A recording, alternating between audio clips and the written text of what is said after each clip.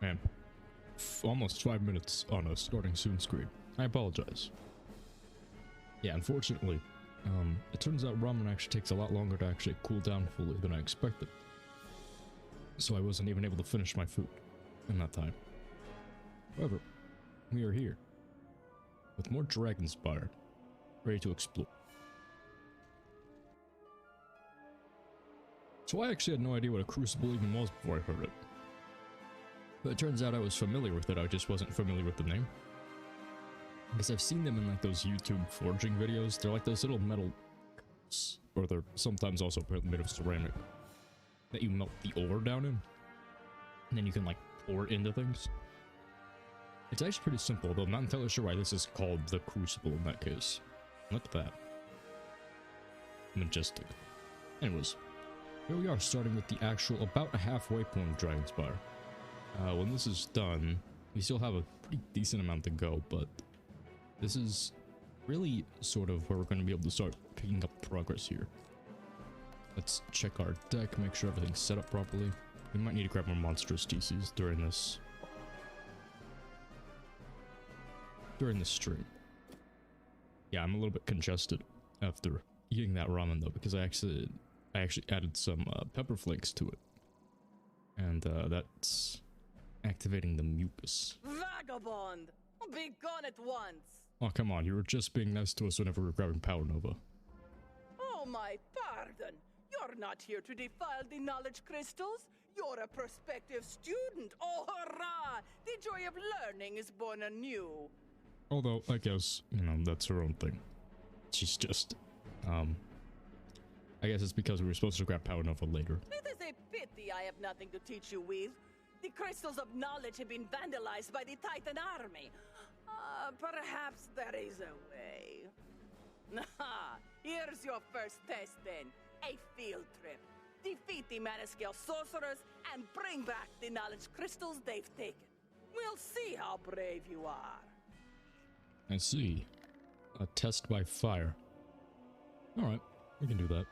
I mean, we've done a lot worse. These Manascale sorcerers are death too, not even balance, so it'll be easy. Come on. Come on. Okay, I guess not.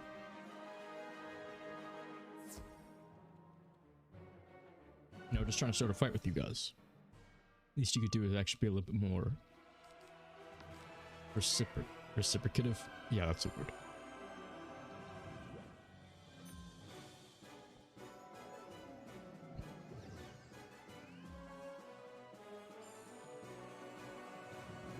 Yeah, I've been looking forward to getting back to Dragonspire in the meantime, because we didn't actually make all that much progress. I pretty much just finished the Drake hatchery last night. We did a lot of good progress, I'd say, in the stream leading up to it, but yeah, we kind of got distracted with just the one area. So I'm hoping to make good progress in Dragonspire here, because we're already about halfway through. All we need to do is finish 1/4 of it in each stream in this point, and we'll actually be able to finish it pretty soon, which would be fantastic. Because frankly, as much as I love Dragonspire, what I'm really looking forward to is my shadow spells. And when this is done, that'll mean we're about halfway through to getting them, which is very exciting. Thankfully, we don't even need to waste enchants with this. Power Nova is strong enough that we don't even need to use them, so now that I think about it, I might not even need monstrous TCs. I'll only need to use them on bosses. At most, if even then. Okay, this is a good opportunity to get 2 Manascale sorcerers at once. Too bad they're fast. Like, they're very fast, so I could end up catching them at the wrong time.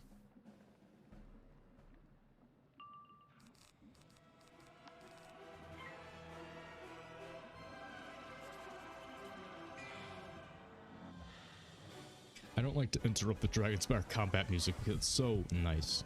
I was mentioning this in Musha, but yeah, when you compare the two, I feel like they both sort of fulfill a similar vibe of really kind of matching some big, heavy beats, you know, that really hype you up for the vibe.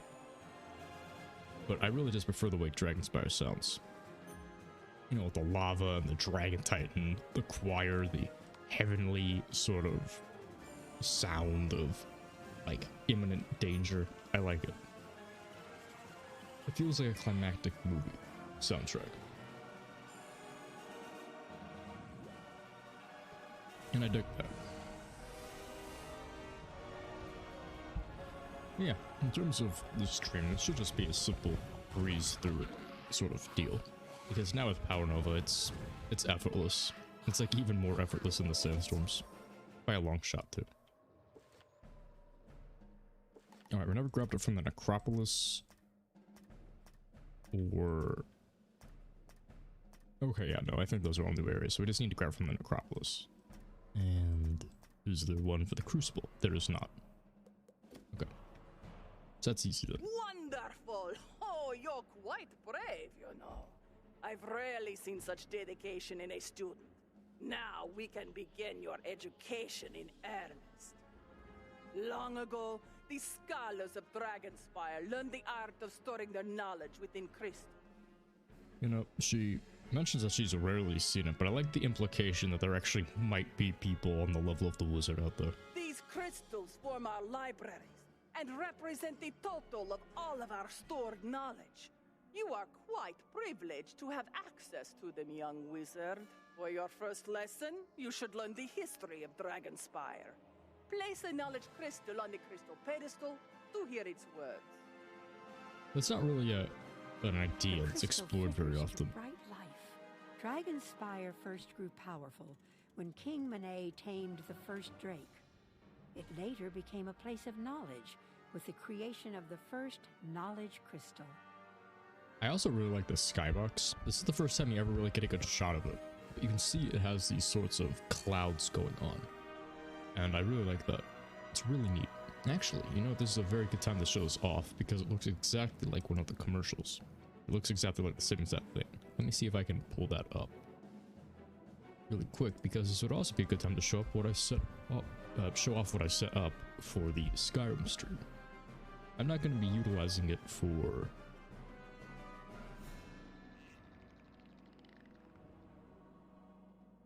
I'm not going to be using it during Wizard101 streams normally, but this is just a good chance to sort of see it. But we'll just take that. Just need to link to it. Let's see. Here we go. Perfect.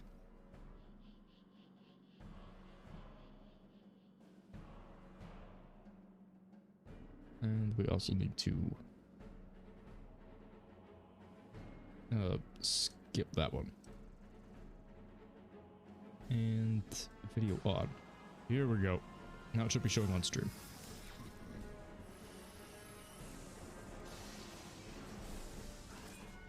There we go. Nice. So I set up media requests. As you can see. And you can see the skybox looks very similar to that. You can sort of yeah, I can't put my mouse over it, but yeah, you can sort of see that the skybox looks very similar to the clouds in the background there. And I think that's really cool. They did a very good job with it, although it is a little bit dated nowadays because you can kind of see the individual pixels on the texture. They really did their best at capturing it, and I do think it looks very nice for what it is. Anyways. You can use the media requests now whenever it's active. It's not going to be active during the Wizard101 streams, but it will be active tomorrow during our Skyrim stream. So you'll be able to request anything you want that we can just listen to while we're playing. Probably only just music, if we're being honest. Kilgore the Magnificent ended the 100-year Dragon War by defeating a mighty black dragon. The secret of how he did this was lost to time. But I just want to try it out and see how it works. Since that time, Dragonspire has preserved the knowledge and souls of our greatest heroes in eternal crystal. Yeah, I am kind of glad I actually managed to set it up. Thankfully it did most of the work for me. I was expecting I'd have to figure out how to set up individual audio tracks so that way it wouldn't get picked up on the VOD, but no, it does it automatically, so that will be viewed during the VOD. But yeah, those commercials are really nostalgic too. Excellent. You have learned the importance of knowledge crystals to Dragonspire. However, you have only scratched the surface of true power. Does anybody else remember that? You know, when you would see those Wizard101 commercials on TV? I definitely do. It was a very big thing that happened. It's what got most people into the game when they were like young and in school watching, I don't know, the Disney Channel or something, and they'd see a neat little commercial for Wizard101 pop up. Back when King's Isle actually had a marketing budget. You've proven yourself worthy of learning our traditions. Our culture is based on knowledge and warfare. The nobles of Dragonspire sent their children to this academy to become soldiers and sorcerers. Because we are a warlike people, our education requires trial by combat. To complete the next lesson, you must succeed in battle against 5 of the spirits of our ancestors. Ooh, intense. To begin the first of these combats, you must retrieve the Crystal of Justice from the shelf. Place it on the first pedestal to issue your battle challenge. Yeah, she makes it sound way cooler than it actually is. It's not a big deal. They're just normal bosses. They're not that strong. You retrieve the Crystal of Justice. And then I think we just need to use a teleporter, because I think it's one of the first ones. Yeah, it's this one right here. I am Iona Pyrelance. I battled my way past the guards of King Bertrand and won the knowledge crystals that saved my world. Because of me, many have learned the knowledge once reserved for kings. Show me, students, whether you will fight for knowledge. It's actually a really cool bit of lore. I didn't realize they actually expanded upon that plot point, because in the Catacombs questline, spoilers, I guess, they actually mentioned that only the kings of Dragonspire used to be taught a lot of the things. And one of the enemies in there is outright like, oh yeah, nobody in Dragonspire should have been taught this sort of stuff because, you know, this is the natural consequence of knowledge being like passed out through readily. I didn't realize they'd already expanded upon that plot point though. That's neat. I didn't know it was actually like in a bit of dialogue earlier.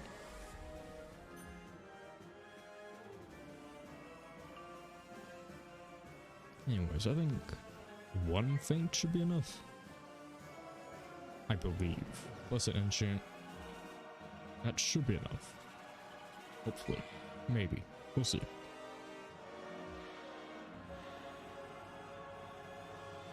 Yeah, with that media request set up, thankfully, if I need to show anything on a stream really quick, like I like to do sometimes, I'll be able to just grab it pretty much immediately. And I won't have to worry about it showing up in the VOD or anything. Which would be good.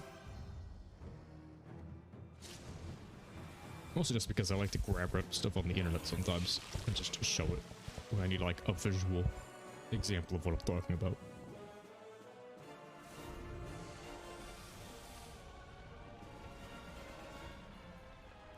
I actually ended up liking that honey peppermint drink thing I made yesterday so much, I've actually made it again. I have to say, I'd highly recommend it. You have proven you are willing to fight for knowledge. If only the professors of Dragonspire had learned this lesson. Basically, just heat it up with... Basically, just heat up water, and then you mix a lot of honey into it, and then you basically just store it with a peppermint stick. And it's actually really good, and it soothes your throat a lot. I like it. It's also got a nice little holiday feel to it. It's almost like tea. But it's not actually tea, it's just sugar water, basically. Like a hummingbird drinks. What? Iona said that the Dragonspire professors had something to learn. She must have meant someone else, right? Let's see if you truly appreciate what I have to offer you. The Crystal of Battle was taken by Orin Graincaster during the raids.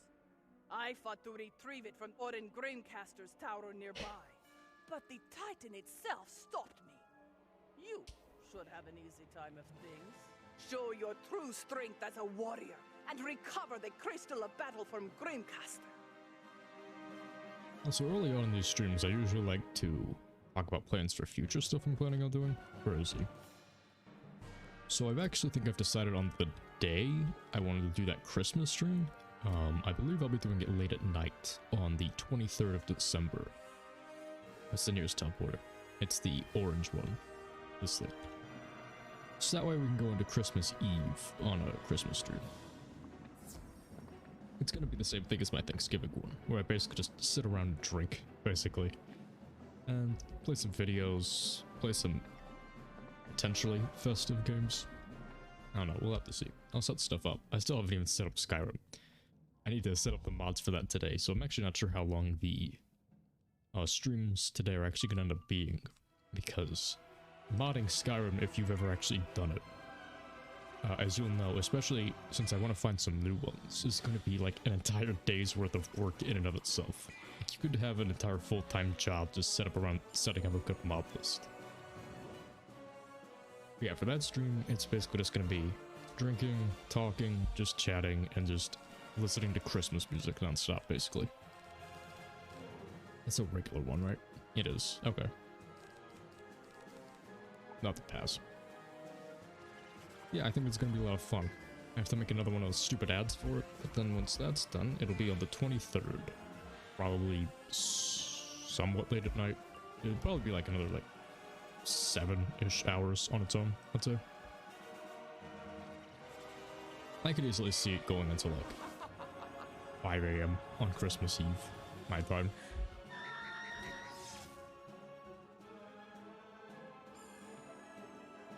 That's gonna be some fun, I think. So if you're interested in joining me for that, I will have to set it up on an actual schedule, but that is the day I've decided on. Although I do need to set up a drink simulator too. My favorites are usually like screwdrivers, but I'm thinking maybe I should do something a little bit festive. The only issue is that festive usually equals higher quality than the garbage I normally drink. Or like the cheap stuff you normally drink. So you'd want to get something nice, you know. Because of that, I need to figure out if it's worth more to get a lot of cheap alcohol or a reasonable amount of, like, I don't know, good whiskey to make like Irish cream or like eggnog or something.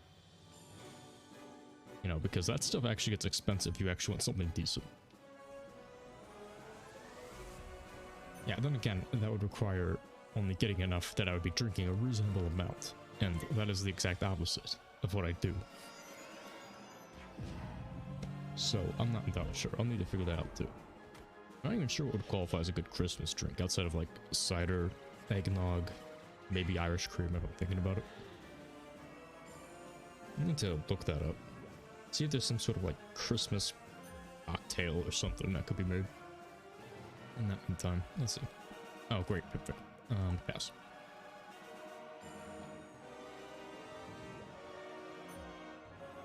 Yeah, with that, hopefully I'll be able to spend time hanging out with you all and just having a nice build up to Christmas Eve. Because I think some people celebrate it on... I think some people celebrate Christmas Eve as like its own holiday, and then some people celebrate Christmas itself. And I'll actually be busy on Christmas itself, I think. And I didn't want to interrupt people's Christmas Eve, so I decided on the 23rd. It'll be like a lead-in thing.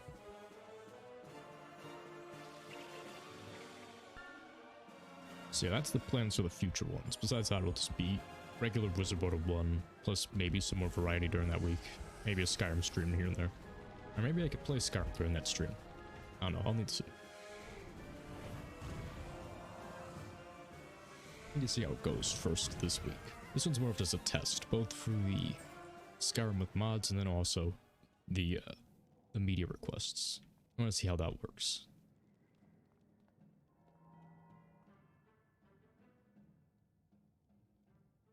Besides that, we're just gonna keep blasting through Dragonspire like this.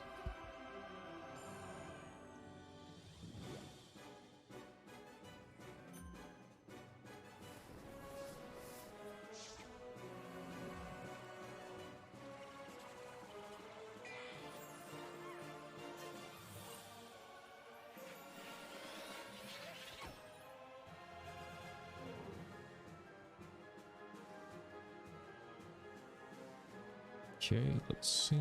Another blade. Yeah. Besides that, I'm just gonna have to figure out how long it's actually going to take to finish Dragonspire through. Oh, weaknesses. Again. Yeah, because we're about halfway through. So, we're sort of in the... And I keep failing through. Yeah, we're sort of in like that weird slog section of Dragonspire where it's basically just non-stop tower quests and mob battles. And it's going to be the case until it kind of just picks up and then becomes super long dungeons, and then it'll be the end of Dragonspire. Because there's the... Yeah, there's a bunch of these sorts of towers, and then if I'm remembering correctly, once we get to Dragonspire Academy, it's basically just that. Just a super long dungeon. It's like gigantic, with like its own side quests and everything involved. And then it's just some more like collect quests, and then it's on to the Great Spire, which is the last section.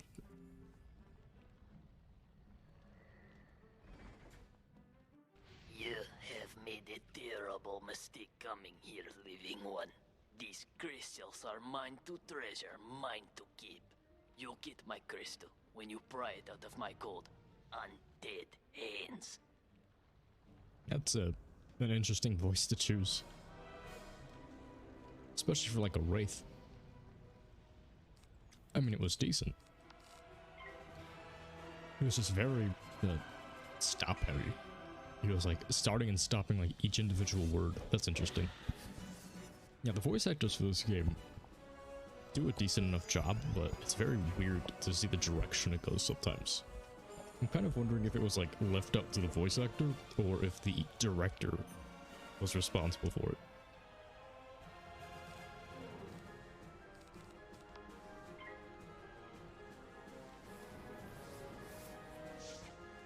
Yeah.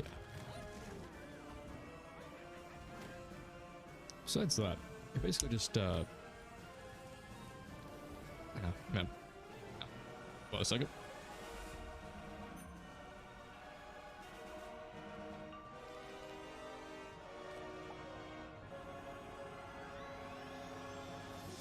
Oh no, my nose is super itchy. I think I'm developing allergies or something, which really sucks, because I have no idea what would even be causing it. It's not like a seasonal thing, like pollen or something like that. Mostly because it's winter, and also because of something else. It just seems like randomly my nose will start itching and gets like super bad, and then I take like Benadryl or some other over-the-counter allergy thing for it, but then that knocks me out. So I guess I just have to suffer through it for now.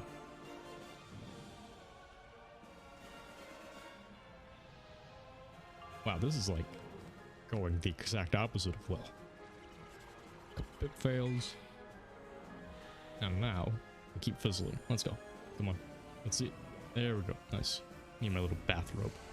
I like this editor's toga though. I like the idea that when you're wearing it, it kind of looks like it's so easy you're just doing it in your pajamas. I forgot to put a feint on him. I forgot he was even a boss, to be completely honest. Let's do that. Let's do that now. My brain was in like mob battle mode.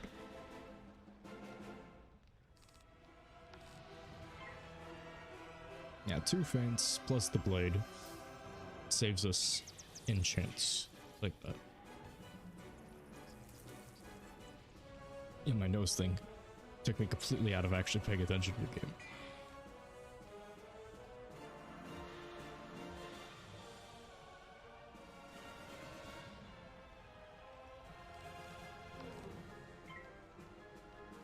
So I find it kind of neat that Dragonspire was like the place that was so much more advanced than the other regions of the Spiral, that they basically have their own computers in these knowledge crystals. And the catacombs kind of imply that they're sort of like AI in their own right, or they have like their own individual thoughts and feelings, completely separate from the person. Because we actually get to see that some of them actually are basically just actual continuations of the person when they were alive. Like they have, it's like that idea of like, if a clone has your exact thoughts and memories, your consciousness won't recognize them as being you. You retrieve the Crystal of Battle. But, it will still act just like you. And the knowledge crystals sort of work like that, where you could actually have the person and the knowledge crystal existing at the same exact time, and they would both be equally as certain in their actions and their personalities as the other. You've recovered it. You've done quite well for yourself, but I have my doubts you'll be able to master the Crystal of Battle.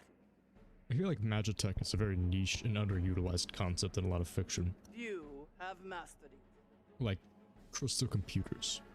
Even in Wizard101, it's a very underutilized concept. They barely actually explore it in there, but I do think it's pretty neat. Place the Crystal of Battle on the pedestal, and we'll see where you stand.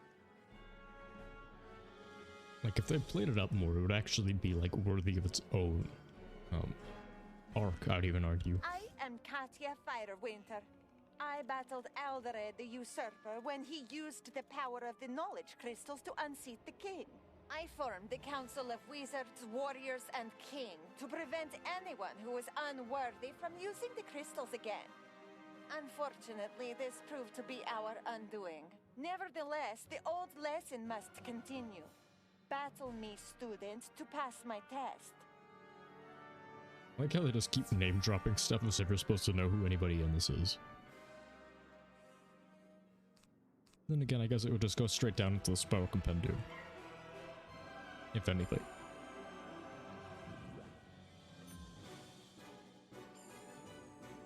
There's some people who pay attention to the lore a lot. Me, I mostly just pay attention to the stuff I find neat, personally. Like the weird implications of what's said and done rather than like the actual timeline of events. Because this is not The Legend of Heroes. Although that is another game I want to get into, which has a very, very, very established timeline. And it sticks to it very strictly, like to the day and everything. And any name that's dropped is relevant to the world.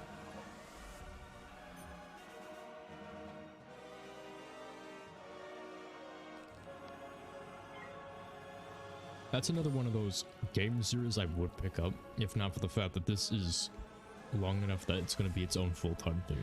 I feel like I only really should take on one full-time series at a time. Or maybe I could also do these late-night streams. They could also be potentially like 2 separate long-running series. And just have like a variety day or something. If people would be interested in that, I don't know. Still, it might be fun. Then again, I feel like all of that lore would just melt my brain after a while. It'd be too much, keeping track of too many things.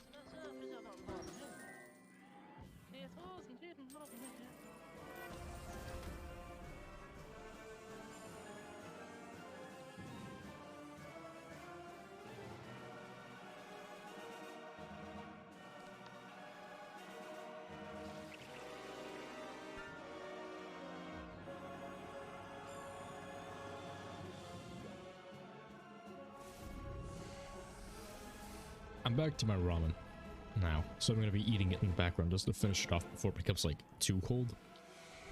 But yeah, I've been trying to eat like spicy ramen like different ways. So this one has like pepper flakes in it, which are actually extraordinarily potent for what they are. But yeah, I have never been able to get into spicy ramen. The chili oil in it, whatever. I'm trying to get into it just because people insist that spicy food is good. But for some reason for me, it just doesn't seem to do anything for a dish. If anything, it seems to subtract from it.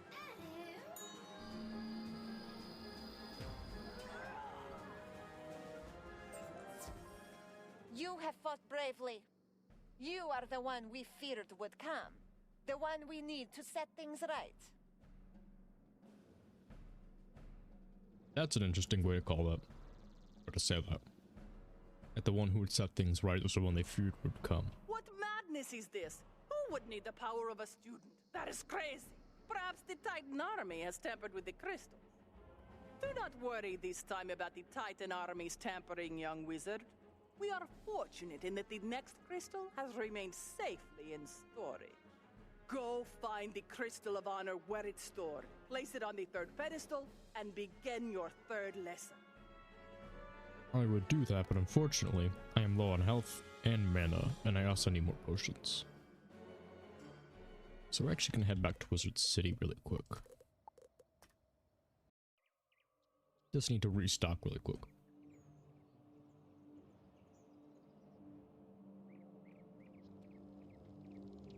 I could do the mini games, but this is faster.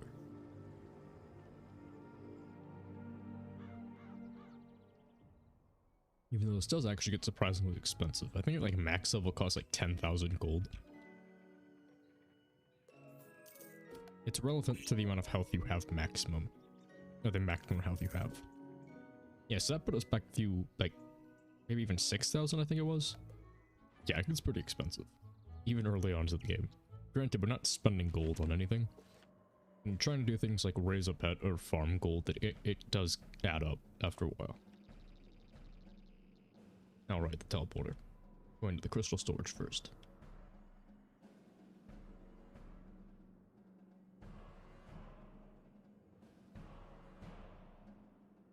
You retrieve the Crystal of Honor. There we go.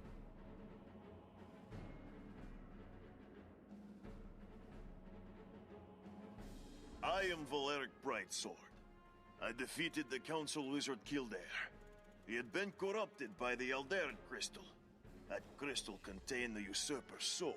Prove to me that you are above the influence of liars and leaders. Defeat me in fair battle to pass this lesson.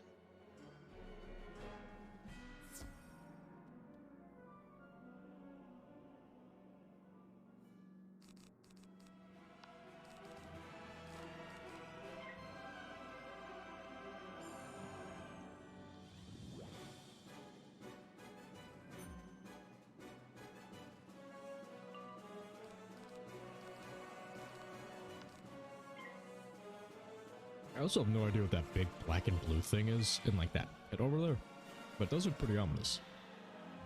Makes for a nice set piece in the background.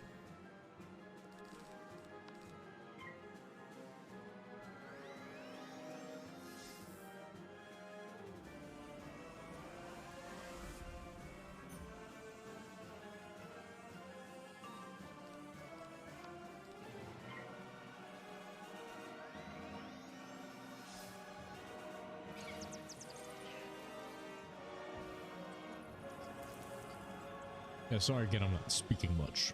This rum is actually pretty spicy. So not only am I trying to eat it, but I'm also having to take like 5 seconds every time to have to reset like my mouth so I can get some of the spiciness out.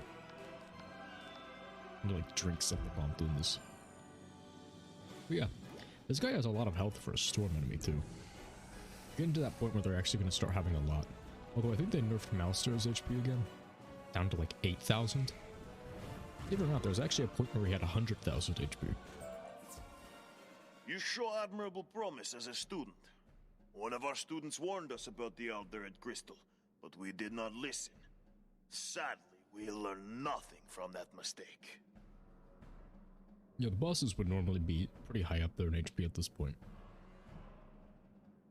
Which is nice, because it adds some level of difficulty to it.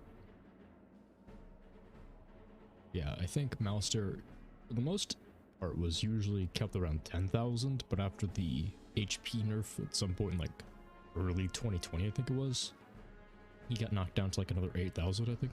Valeric Brightsword thought his mistake was that he should have listened to a student. But how would a student know anything of use? Oh, yeah, no, I said that wrong. It got knocked down to 8,000. I've never seen the souls within the crystal say such things, but I know the crystal of defense is untouched, since I have kept it close to me.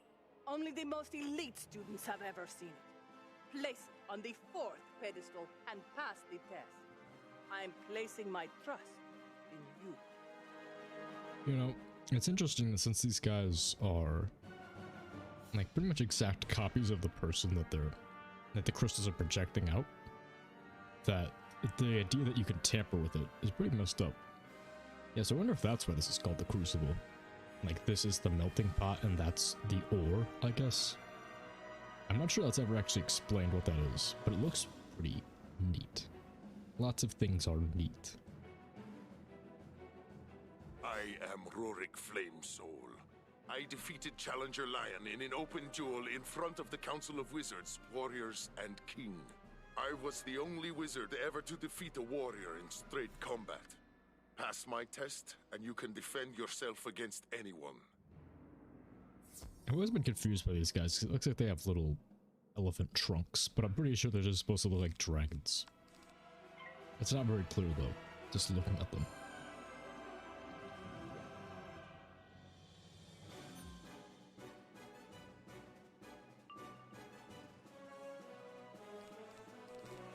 Alright, now we need to be sure to feint this dude. 4,800 HP is a lot this early on. Even with our enchanted Power Nova, that's gonna...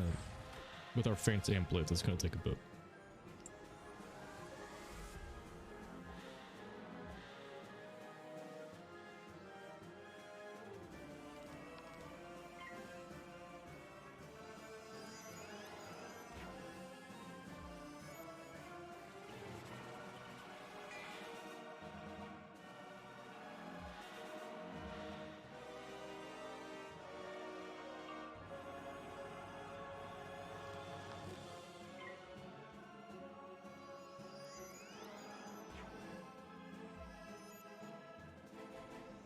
Well, that's just fantastic. Oh, it's definitely an ice enemy. This is going to take a little bit, so we'll instead just try to hit through it, the good old-fashioned way.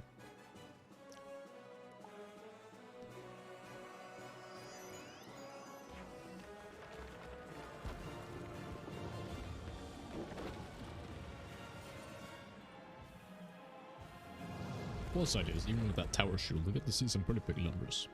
As he hasn't used a weakness yet. And if he uses a weakness this turn... Okay, nice.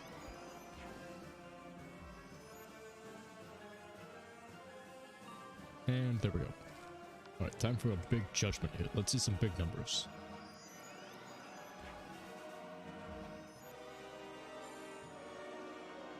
You need strategy when you just bring out big numbers. Come on, let's see something good. One shot? Oh, so close though. Yes, that was like 10,000 before the tower shield took off a lot.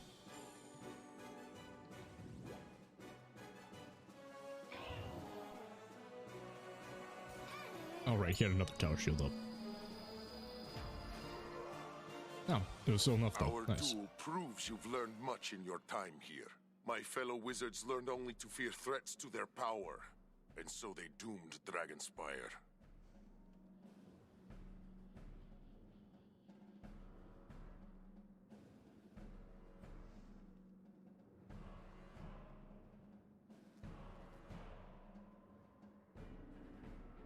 Yeah, but anyways, that was easy. As is this entire game once you break it hard You have enough. fought well. Clearly, the spirits of our heroes wish to teach you something I have never learned. Humility, I guess? I think that's the lesson here. I don't know what the spirits want to say to you, but I have come to the realization that I shouldn't underestimate you just because you're a student.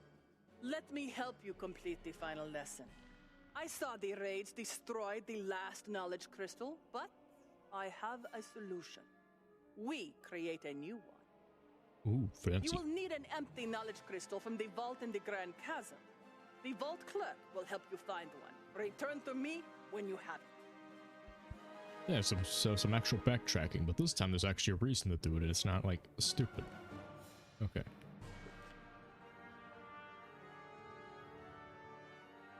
There's some good interconnectivity here. There we go. Managed to actually say that properly.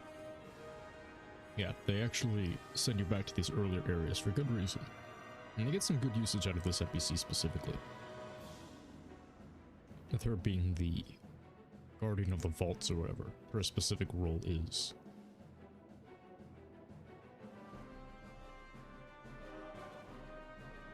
Oh wait, we have to head all the way back to the Basilica? Weird. I thought the Grand Chasm was somewhere in the Necropolis. Oh right, it's this one. Man, it's been a while since I've been here, even though it was just last night.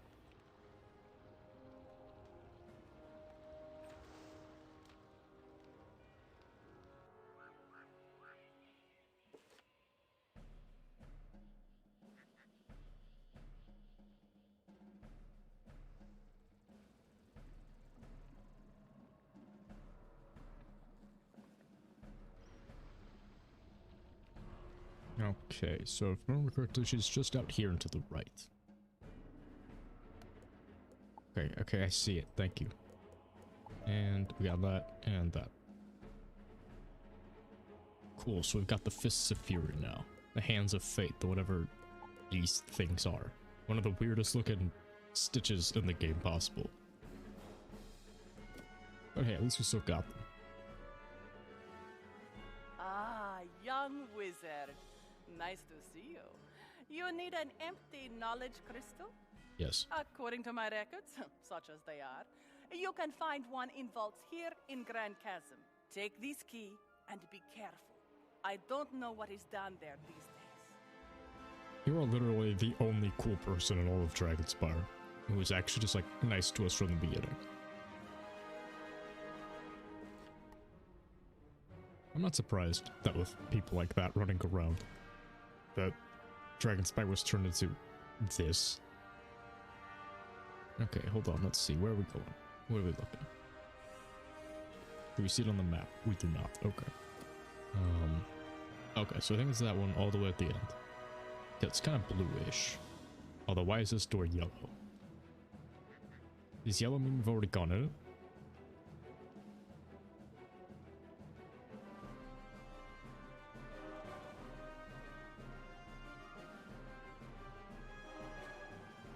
Okay, yeah, it's this one. And it's another tower quest. Fantastic.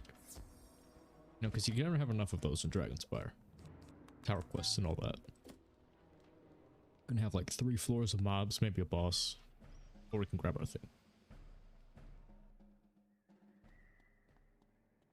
I don't particularly mind it, but then again, I fully understand why some people call Dragonspire the worst world because of that. It can definitely get a little bit tedious. Yeah, I just can't resist the battle music, personally. It's too good. I put down the normal charm. Okay, so we'll need to pass.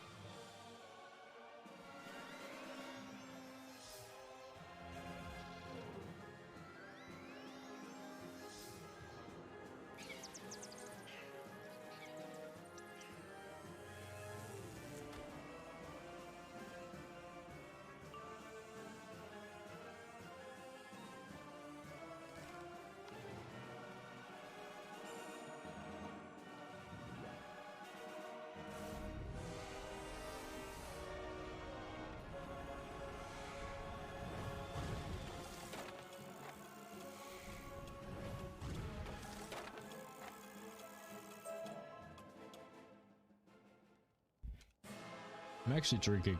Yeah, so I finished my ramen and been chugging it down with some Sprite cranberry, actually, which is actually pretty good.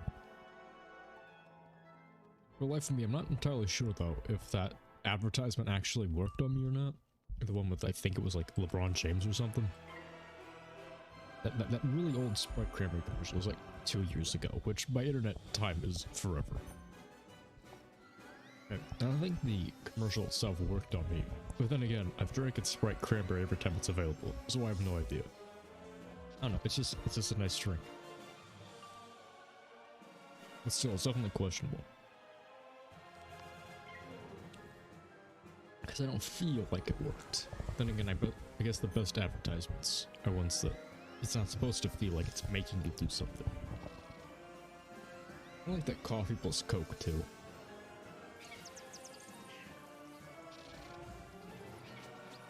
Like, you see it in stores nowadays, and it's like always in like a small section. It's always like kept just out of the corner of your eye. So it's always like there as like a novelty. At some point I actually got a can of it. And you know what? It's not bad. Turns out coffee plus soda is actually pretty good. Coffee is a sort of natural sort of savory bitter flavor to it, especially when it's like cold brewed, which is probably what they do with it. And so I've also had it in like a fruit soda before, but it was like especially for a coffee soda. It was like blackberry plus something, blackberry cucumber coffee soda or something. It was very fancy and pretentious, but it was actually pretty good because it turns out the coffee adds a sort of special taste to it, where it's not like drinking coffee. It's more like you're drinking the same thing with like savoriness added to it, and then like sort of the aftertaste of coffee. It's an interesting experience. I'd actually recommend it. Yeah, Coke plus coffee is interesting because it tastes like it tastes entirely unique for what it is. Although I guess the biggest point of it is that if it's coffee plus Coke, and Coke has caffeine, it's probably meant to be like some sort of energy drink without like 3000% of your daily dose of taurine or something. Yeah, as far as flavor goes, it's just a neat experience.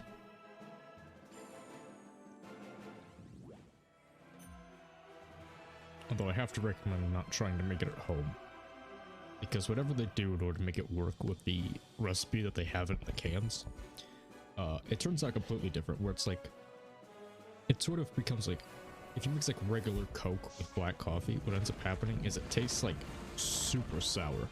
Like it turns into like this weird sort of, I'm not sure if it's because it mixes with like the acid in the soda or something. Whatever they do, they somehow exemplify each other. It's still decent, granted, but it's like super sour for what it is. So I don't know what they managed to do in the factory, or if they just like mix in like a bunch of extra sugar or something. But it works. It works if you get the actual recipe for it. Just don't make it at home, and you'll have a decent enough time with it. At least in my experience. Okay, nice. Is there going to be a boss? There's not. Okay, cool. Just go in and out. Okay. Well, at least now we know we can just teleport back to the Basilica. Basilica is another word I don't know the exact definition of, but I think it's like some kind of fancy word for like a cathedral.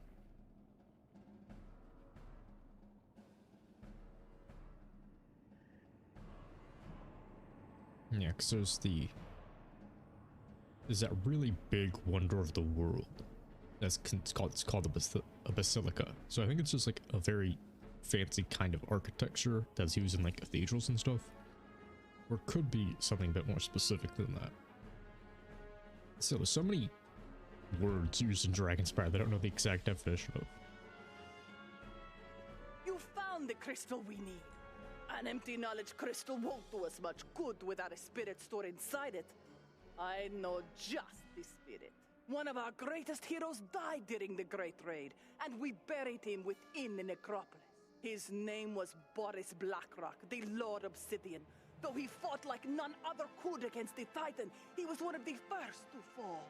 We were able to give Boris Blackrock a hero's burial in the necropolis before the war ended, and we gave him the title of Lord Obsidian. I am certain he will want to help us again. Go to the necropolis and use the empty knowledge crystal on the tomb of Lord Obsidian, where Boris Blackrock is buried. His spirit will live on within the crystal, and he will guide us. So this guy is actually, I think, the very first of the actual major... Oops. Okay, my bad. Let's just pretend that didn't happen. Okay. So, this Boris Blackrock guy, I think, is actually one of the first bosses who begins dropping the actual Grandmaster gear from Dragonspire. And I believe he actually does drop some balance stuff. So as far as actually getting the Grandmaster gear is concerned, I think this dude also drops some wands. These ones. These no trade sort of ones. I think they're the same exact as like the generic ones you can get in the bazaar, but they have like a unique particle effect. In the meantime, we'll just be blitzing through here again. Ignore the fact that our wizard is casually just grave robbing, by the way. Not even grave robbing. What would this be called? Corpse stealing? We're taking like his soul from his grave directly. Just don't think about it. This is the simple way to handle it.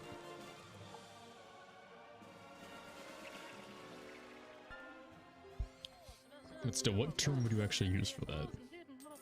Because I feel like grave robbing is normally used for like jewelry or something.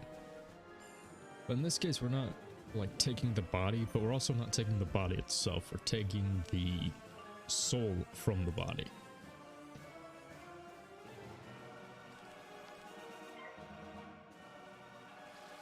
No idea. Grim Reapering, I guess. That could be a term for it.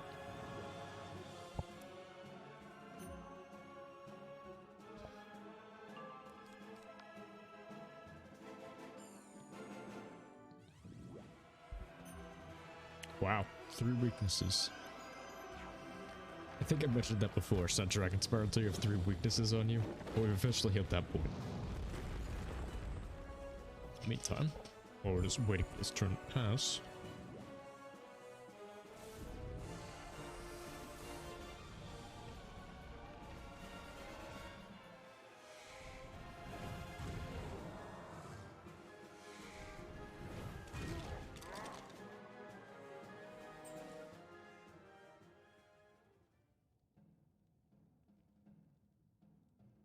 Okay, so I looked it up. He drops the deck, and he also drops an obsidian blade, which is, yeah, basically just a stitch wand. But it is also auctionable, so you can just pick it up later. I don't remember exactly what he sells. I think it might be this.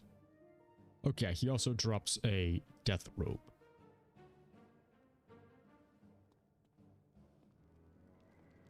Oh, just gotta keep moving. Don't get too distracted. In the meantime, I'll be looking up that fun little thing, because I wanted to look it up yesterday.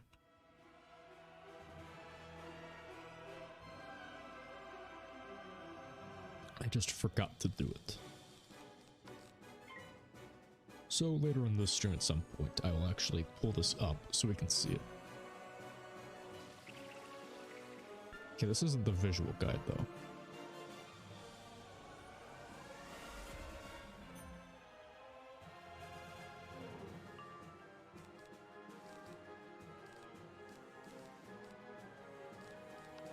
So I need the regular bounce blade.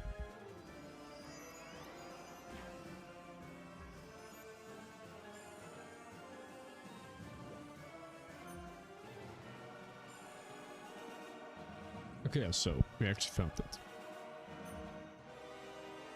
The gear for balance is actually from, let's see, the Balance Grandmaster gear is the hat is from Krasis, robe from Alistair Drake, boots from Victor Snowcrusher, Gurtok Piercer, Gurtok, and then the wand from the Silver Sentinel, and the deck from Zora Steelwielder. Those pieces are meaningless to us. Like just saying that out loud. But it is nice to go back and look at these. See these guides from 2009. Wow. And just to see how much effort people put into actually finding these.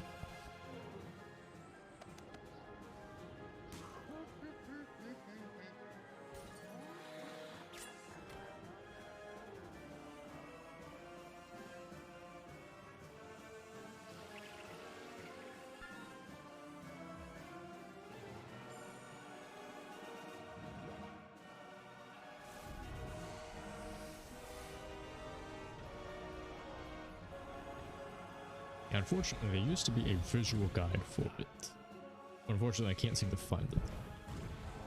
So instead, I will do something a little bit different. But of course, we'll also just be continuing with this too.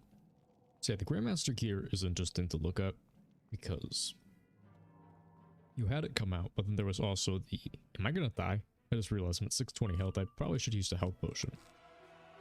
But normally by now the game is actually usually pretty generous to give you a room full of health and mana wisps. So I was kind of expecting that. I don't know. We'll see.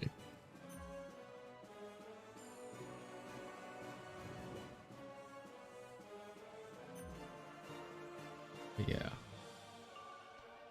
The Grandmaster gear is nice to go back and look at, just to see how much the game has evolved since it came out. Because stats like critical, pierce, those didn't even exist until Arc 2. It was actually a really interesting post, now that I think about it. It would also be cool to see. Which I believe is the old stat screen from before I even played. Like from like the beta or something. Somebody posted it on Twitter, and I liked it. And just kind of bring up how much the game has changed since then.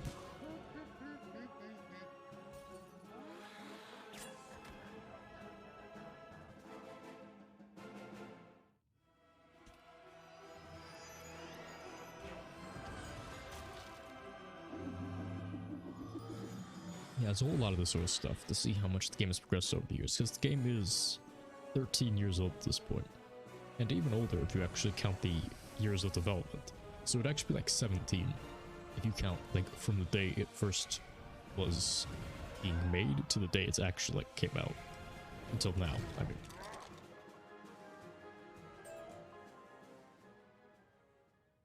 yeah. So here we go. I'll actually just pull this up really quick because I remember seeing this. It was really neat. What's this thing? The image is a bit big, I think, but yeah, you can see this. Look at that. Isn't that different? Yeah, in comparison to the current one, all there was the damage, accuracy, and resist. And that's the reason why these pieces of gear have that entirely. You also have the power pip chance percentage. You also had some other stuff. But you can see this is why gear used to work like this, right? Or why you would have the specific resist for the school. It's because if you were a normal balance wizard across the board, you would just see, you know, just balance stats and that'd be it. And so it would sort of make the idea that you're a balance wizard make a little bit more sense. So something like this would actually be somewhat decent back then, which is why I kind of went, wow, like when I first found it. Because it's not that bad actually. But what's even more interesting is when you go into the stats that didn't exist before that. So like when you had the Grandmaster gear, and that was it. This was the sort of screen you'd be looking at, right? Because these were the only stats that existed. Yeah, of course, now we have all of these stats broken down in this huge chart, but then we also have critical, block, armor piercing, stun resist, healing in and healing out, pip conversion, and then also shadow pips too. So yeah, the game has evolved a lot since then. Also, I'm surprised we actually managed to survive that. Yeah, just discard it. And we'll move that. For now, it's not really relevant anymore. Yeah, that's pretty neat. When I saw that on Twitter, I was very interested in what I saw. It's not every day that it's treated like that. You know, that we get to see a game evolve this much over time, I mean.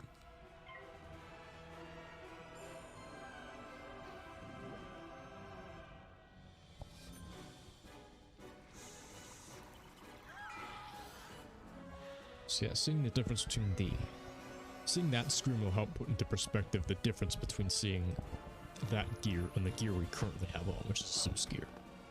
Because the Zeus gear came out after Arc 2 already existed, and kind of broke everything, as already mentioned. Let's see. Right, we need to item card. Yeah, so the original, I can't find a good picture for it. But actually, I'm not going to give up the picture of it.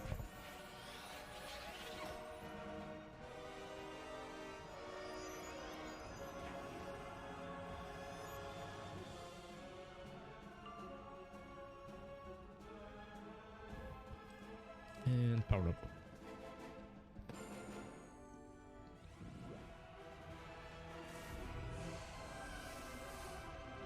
I couldn't find it. But like for instance, the hat, the Grandmaster gear for balance, the absolute best one you could get.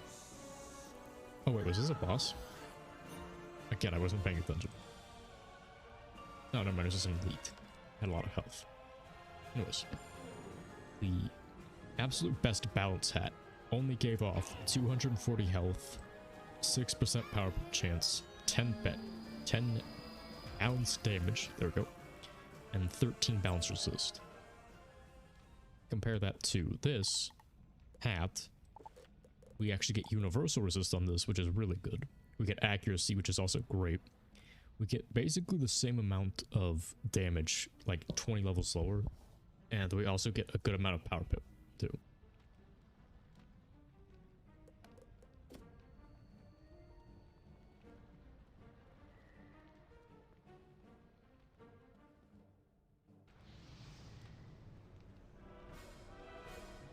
A tendril of light moves within the crystal as it is imbued with the spirit of Lord Obsidian.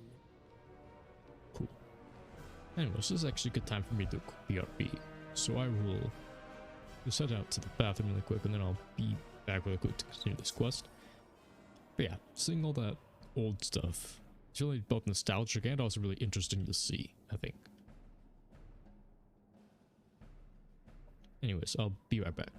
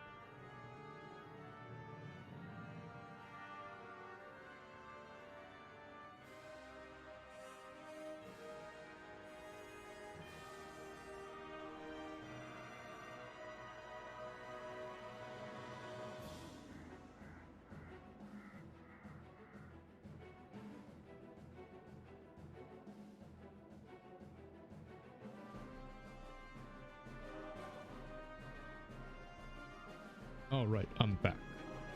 And BRB down. There we go. Perfect. Yeah, now we can continue this quest. Pretty easy. Pretty easy, all things considered. Just taking a while to actually make it through the Crucible. Although I think we actually should be pretty close to done with it. And then we'll be moving on to the Labyrinth. Yeah, okay, that's right. It's not Dragonspire Academy that's the dungeon I'm thinking of. I think that's the Labyrinth. So the Labyrinth is the dungeon we need to go to in order to get access to Dragonspire Academy. It's been like 2 years since I've gone through Dragonspire, so my memory of a few things is a little bit hazy. Incredible! Few students have ever imbued a knowledge crystal, and you did it with so little coaching. Now we have our crystal of the hero. Are you ready? You will now face Boris Blackrock, the Lord Obsidian, our greatest hero from the battle with the Titan army. No student of Dragonspire has ever undertaken this lesson. Go now and place the crystal of the hero upon the last pedestal. Like I said, Dragonspire is full of a bunch of weak sauce enemies. Like, we're very casually going through it, right? I am Boris Blackrock, the Obsidian Golem. The Council trained me to defend the Wizard's knowledge from the warriors. When the Wizard summoned the Titan, I alone had the knowledge to fight it. I met it in battle, and though I fought bravely and with great skill, it was not enough. When I fell, so did Dragonspire. Defeat me, and you show yourself to be Dragonspire's greatest hero. Yeah, again, a lot of the enemies are super weak in Dragonspire, but I do like how it's constantly hyping itself up. I feel like it does a good job of that. The music, the dialogue, all of it's written in a way that makes it really feel like Dragonspire has some finality to it. And I think that's really cool.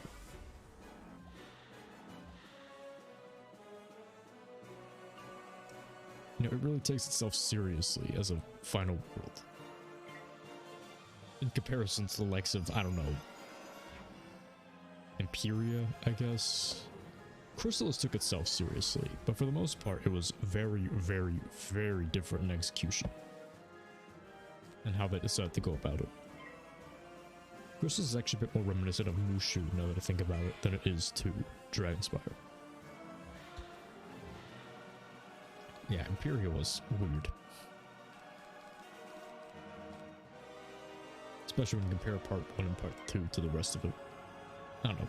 Anyways. This one shouldn't be too difficult. He's got ice tower shields, so he's a little bit annoying, but overall, it's not going to be that bad.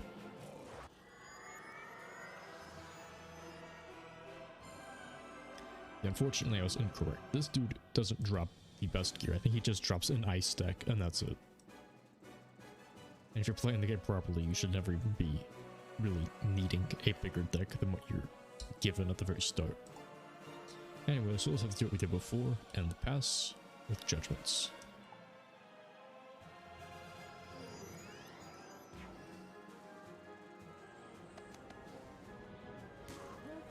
I find it kind of funny though that Dragonspire's greatest hero was an ice wizard. It was an ice school. If anything, I would argue that's why Dragonspire fell. They made their strongest person the weakest school. He's like artificial too, so there's no reason why they couldn't have made him better. Like this was made out of like, I don't know, it was like a myth elemental, or like a storm elemental. It had absolutely no issues. Although actually, now that I think about it, Wizard101 I think has its own actual like triangle of like Pokemon basically. Where I think it actually is where ice is meant to beat out fire. Like the Titans, the Dragon Titan always loses to the Frost Titan, and then the Frost Titan always loses to the Storm Titan. They have like a weird balancing thing going on. So I guess it actually would make sense if he was ice. And again, I have no idea how a dude like this size would have even attempted to fight that thing up there. Even when we fight a Titan eventually, spoilers, we don't even fight the Titan itself, we just fight its weapon for the most part. And by just defeating its weapon, we defeat it in essence too. And even then we have to like grow to its size in order to fight it one-on-one, so I'm not entirely sure how that would even still work.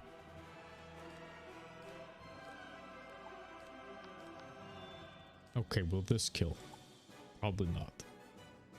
I think I need max pips again at least. Max pips and power pips would be a lot better. Okay, I think that's enough.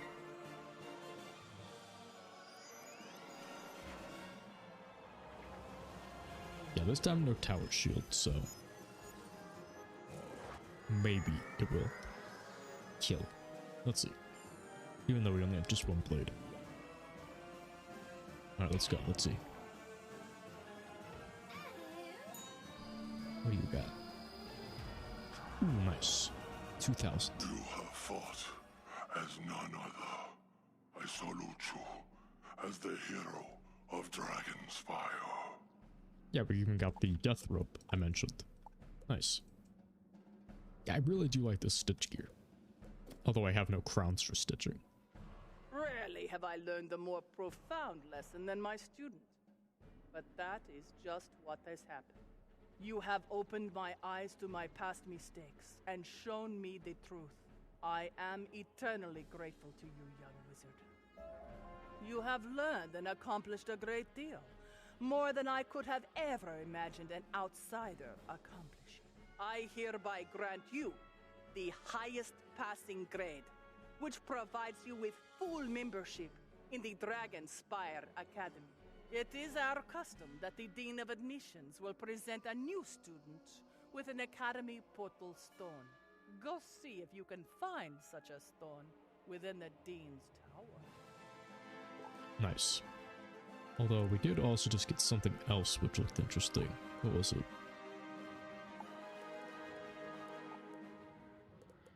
You know what? I feel like that might actually be fun. Trying to go through Celestia with the Grandmaster gear. That would be a fun change of pace.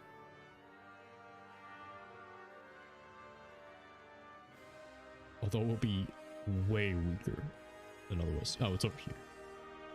Okay, that's not bad. Although, this is where we're actually going to learn about why we need to go into the Labyrinth in the first place.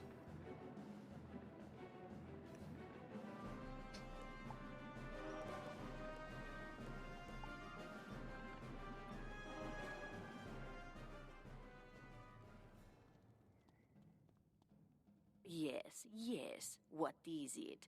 Oh, of course. You must be looking for the Dean. You won't find him here, though.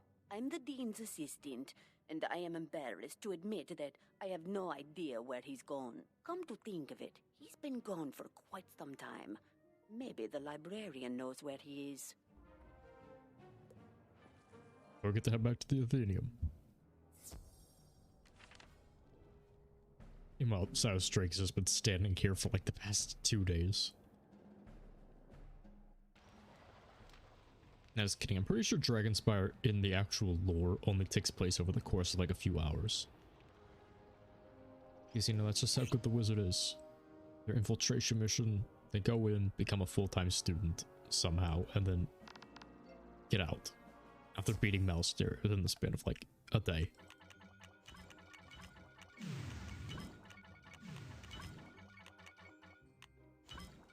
And then immediately move on to something else. Although they did actually remove the Celestia pre-quest, which actually did explain, or at least imply, that there is a pretty decent amount of time between Dragonspire and Celestia. Which is a little bit of a shame, because it's good writing to have there be little noticeable time skips in the dialogue. Because otherwise, you know, it confuses new players a lot, I've noticed. Like, new players who are actually, like, somewhat interested in the story. Which, you know, is pretty rare niche, admittedly. But I've noticed some posts occasionally on, like, the subreddit and stuff, where they're, like, asking questions of, wait a minute, how long is it supposed to be between these worlds? Because, you know, they were initially released with the idea that it was going to be, like, months to a year in between the release of the next world and the previous one. So, the time didn't need implication that it passed because anybody who was playing it was expected to, like, actually have lived it out. Whereas now, as soon as you beat one world, you get sent to the next. And it makes it sound like some amount of time has passed, but it's not clear at all, and it's very jarring and confusing. But the Celestia pre-quest actually gave an explanation as to why Celestia cannot be happening immediately after Dragonspire. It'd have to be like some amount of time afterwards. They really just dropped the ball with it, and they removed it too, because it was actually really difficult for what it was, and it was also very just tedious to do every single time. So I think that's why they removed it. It was just more hassle than anything. You're actually looking for the Dean of Admissions? Oh dear. It seems that no one has told you this sad news. Yeah, because the Celestia pre-quest was based on the idea that you had to get the Celestia World Key, which was lost at the time, basically. And this was one of the first times that the weird timeline of the spiral, where some things happen in the past, some in the future, some in the present, and they're all, like, happening at the same time. It was implied that Celestia was like a lost world, but then you're supposed to, like, go find it. And so you needed to find the spiral key for it. Because, again, like, I mentioned this before at the end of Mushu, but part of the plot is that you're supposed to grab the spiral key to Dragonspire, even though there should be more than one. But the Celestia pre-quest followed that idea, that there's only, like, one key for each world. So, you had to find the old one and then reconstruct it. And whenever you did that, you would be able to access Celestia. But eventually they changed it to where the pre-quest was still obtainable, but you couldn't actually finish it. Or you didn't need to finish it to head over to Celestia, so you kind of already have the Celestia key now. Because they completely ditched the idea with the Lego Worlds. With Safaria, I think it's said that it's given to you. Avalon, it's also given to you. But it's basically so you don't need to explain where the Spiral Keys are coming from. They just decide, yeah, you just have them now. So, when they removed it for Celestia, it doesn't really make any more sense. It doesn't really make sense anymore, and it also removed a big portion of that sort of indirect storytelling, or background storytelling. That's like, oh yeah, because you beat Malastare, some time passes, and then Marleybone is interested in discovering Celestia, and like they're moving on to their own thing, and then you get involved with it. So it actually like makes sense that, oh yeah, you know, you beat Malastare, now you're just like a normal student again. Getting to see the Dean of Admissions is next to impossible, I'm afraid. You see, he was directly involved with summoning the Dragon Titan that destroyed Dragonspire. And I think that sort of slowing down is actually a little bit important for this story as it's being told, because frankly, the game does get a bit weird with it, especially when you're going from Chrysalis, where it's like, in the end of part 1, it's like, okay, so we're gonna need time to formulate a plan, we're not gonna do this immediately. And then literally the next dialogue box is, okay, time has passed, it's time to get started on this. So it's very wonky and weird, and I feel like it throws new players off sometimes. After he had the professors kidnapped and began the summoning ritual, we stopped him and placed him in the Labyrinth. Speaking of lore that's happening right now, this is the explanation. That was before the attack began. Now, there's not much more harm he can do, so you're free to go see him in the Labyrinth if you like. I was responsible for keeping the Labyrinth key, so here you go. Milos hands you the key to the Labyrinth. Good luck getting that portal stone. Yeah, this is the explanation as to why the Dean isn't anywhere to be found. It's actually because he went fucking bonkers and tried to summon the Dragon Titan himself. And was like doing a bunch of really heinous stuff. And then now he's just like locked up in jail basically. Which is a funny little bit of lore to consider too. That for some reason everyone and their mother in Dragonspire was obsessed with summoning out the Dragon Titan. Like if it wasn't like random, it wasn't like one dude, it was gonna be some other dude because everyone wanted to summon it for some reason. And the Dean just happened to try it first before everyone else. And then was like enough of a nuisance that he actually like got thrown into this giant prison, basically. Which is funny. At least to me it is.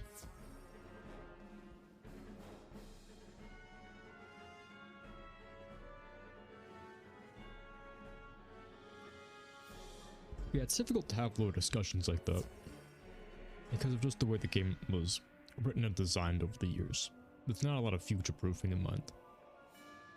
So, it's just something that I think about a lot, because going through the subreddit or various forums and stuff, lots of questions get raised that could probably have been answered if they were a little bit more consistent about some stuff. You've come here for the Dean? I wouldn't worry about him anymore. He's taken care of.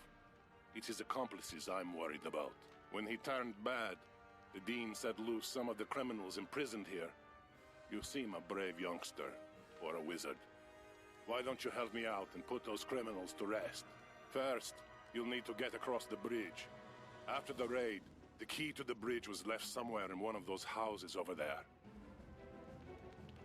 Yeah, so this place is actually really cool. Also, this guy... Oh, I didn't think of it. Yeah, I never sold these fish, huh? Interesting. But yeah, this guy also sells something interesting if I remember. Oh yeah, he sells the winnow spells, which we're gonna grab now. I'm not sure I'll ever actually fish on this character, but it'll be good to have. So the winnow spells make it a lot easier to catch the fishing quest fish, because if you know what the school of the fish is, this makes it so that you can get rid of all the fish in an area, except for that one. Although if you just want to go for like efficiency, this is a quick tip. The Winnow Ice Fish spell is the most helpful, because it lets you Winnow the ice fish in the Arrow Village house, which lets you catch blackberry jellyfish a lot easier, which is used in the crafting recipe for golden wheat bread, which is a mega snack. So that is generally the main reason why I want to grab this. But yeah, if you forget it, you have to go into the dungeon again to grab this. Also, I believe, yeah, there is a book and the stone rose in here, so we actually need to look that up so I don't miss it. This key is my duty. To guard it I was made. The key must not be taken. I guard it with all my being. So at Silver Sentinel, I believe this dude actually drops something that we want. I believe he drops the wand of the Grandmaster set. Balance. Although all that actually is just a basic power pip wand. We can probably buy it from the bazaar, actually.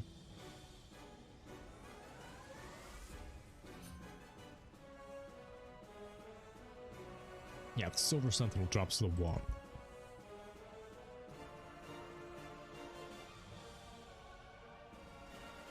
Just googling that real quick so I can actually see what it is. See if it even looks cool. If it does, then maybe.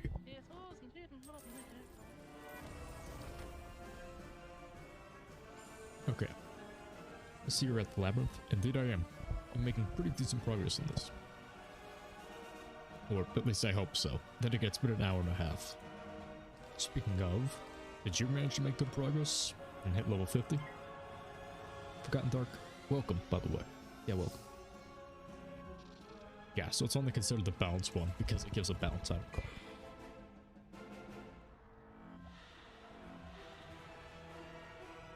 Though with just a power bip, it's completely useless to us in comparison to the... In comparison to Sky and Hasta. This is what could possibly be better than that. Oh, you lost interest in it after like level 40. Sounds about right, but I'm surprised you even managed to make it that far before like 4 AM. Still, nice work though. My progress has been slow, but I'm getting distracted constantly pulling up little graphics and videos. Because I actually set up media requests for tomorrow's stream. So, it's been very helpful showing off the old Wizard101 commercial. When I was talking about the skybox. Right, that should be good enough without an enchant.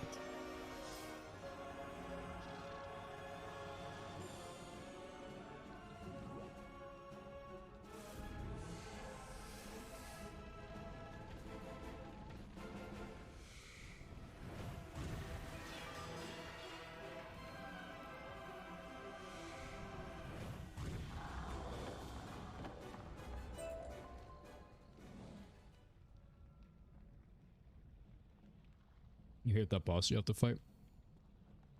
Which one are you at right now? Level 40. We're doing Mushu or Grizzleheim? Because that sounds about right either way. Yeah, because Grizzleheim has like that weird level gating thing. That looks like the right key. Now use the bridge key on that pedestal. The mechanism inside will raise the bridge and you can cross it easy enough. Oh, you meant for Myth. Yeah, okay. On the other side, see if you can find and defeat 3 escaped conspirators for me. That would help restore some order to this place. So you're still in Chrysalis Part 1, if I remember correctly. Is it Ghost Dog? Yeah, it's Ghost Dog. Okay. I knew immediately when I was remembering it when you meant Myth. If it's gonna be Chrysalis Part 1, it has to be Ghost Dog. Ghost Dog is the worst. I don't know what they were thinking when they designed him either.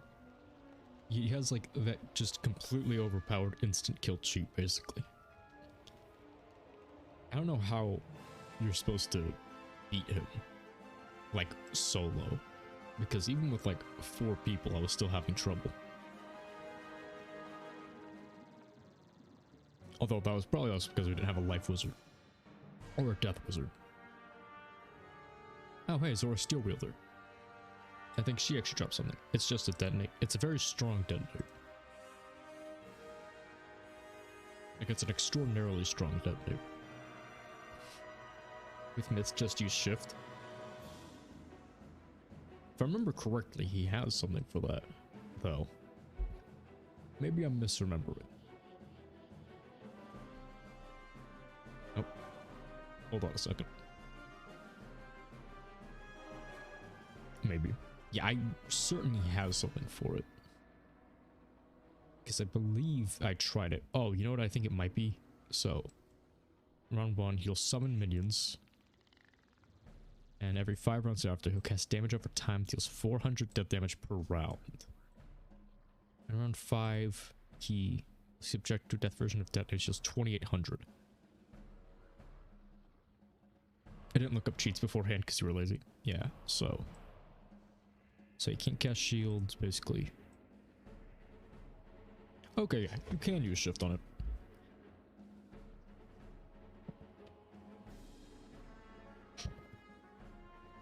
I think the biggest issue is the fact that even if you do that, he still has a lot of health. Because the thing is, if you're trying to solo, he still starts with, like, I think 4 power pips. Yeah, he starts with 6 pips. So he can still spam attack you, and then he can also... You'll take the 400 damage guaranteed, and then he'll also do that. So if you're trying to solo it, depending on your school, if you're not constantly doing your absolute best against him, the health isn't that bad. It's 21,000 though. Yeah, he's 21,000. I mean, the health isn't that bad. And that's when you only have, presumably, you almost had him, but the detonate got you with the turn before it was going to hit. Yeah. That's what I'm talking about. Almost having him isn't the same as wooding, though. That's the issue with all of the Crystal's bosses, really. They have a lot of health. And then they also have the ability to just out-damage you.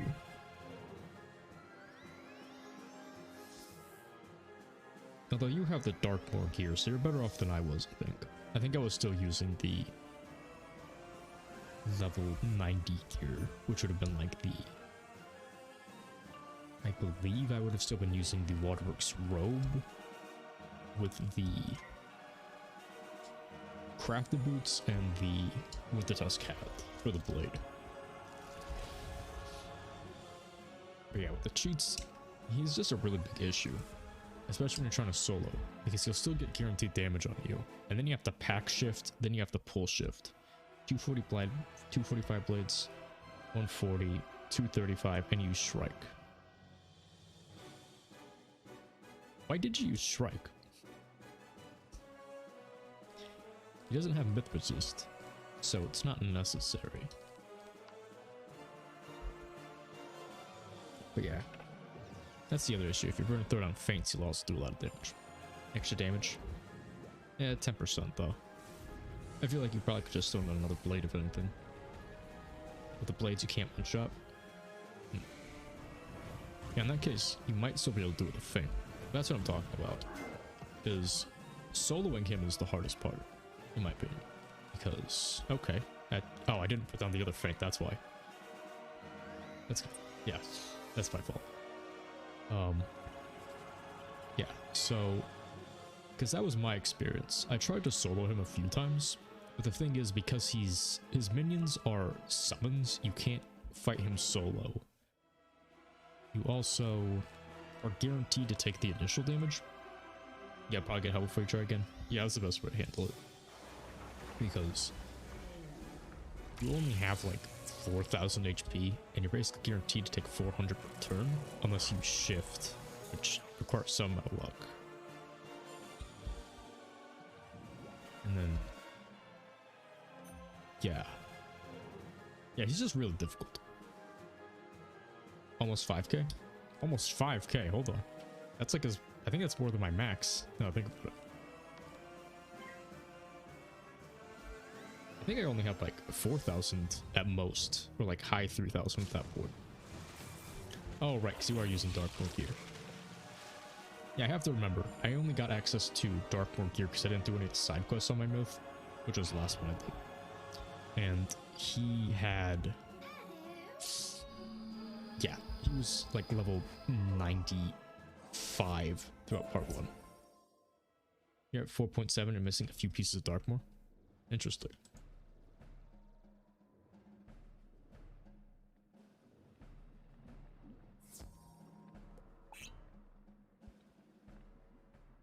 Anyways, yeah, good luck with Ghost Talk though.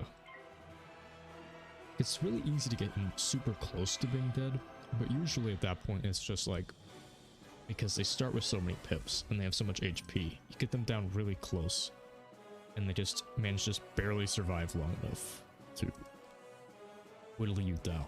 That's why battles of attrition don't really work there. I was explaining this before with the Shadow Mage idea concept, because I'm going to have to use a lot of healing and shields, I think, in order to be able to survive long enough to use Shadow spells. But the biggest issue is they're not really viable, because in a place like Chrysalis, you kind of need to just out-damage them massively, because they have so many more opportunities to pack on the damage than you do in a fight. So, that's kind of my biggest concern, especially with the HP pools of the Chrysalis bosses. Because when we start getting back down to like the bosses that only have like 10,000 HP, I feel like it'll be a lot easier to beat them, even with cheats. Yeah, but for like the galleries specifically,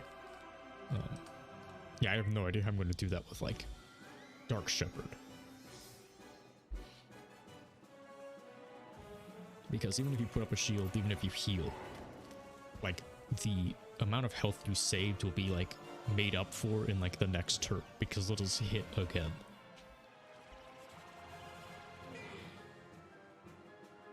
Anyways, we can save that for later. And that's gonna be the fun part of it. You know, that's the whole point. Is figuring out whether or not shadow spells are as garbage as everyone says they are.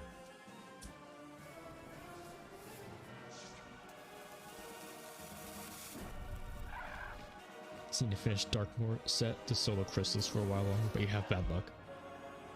You know, that's the thing. Even if you have good luck, you still have to run Darkmoor a lot. Like, the best person, like, drop-wise I've ever seen was some dude who was running it with us. He got all of his gear in, like, 10 runs, I think. And even then, it was like, I think he still was missing a theme. He just got all of the pieces. He got the wand too, I think. He just got all the Mouser pieces plus the wand. Once you get the hat, you'll be at 4.9k. Nice. Yeah, I think it was just a bit under-leveled, especially for soloing. Yeah, because without the Mouser gear, it's probably a lot more difficult. In the meantime, yeah, it really says something about this section of Dragonspire. That so little is happening that you can just kind of talk about Chrysalis. Okay, where are you? There she is. Ah, great. Looks like we can't get her without a bounce on me being involved. I don't know, let's see. Let's try it.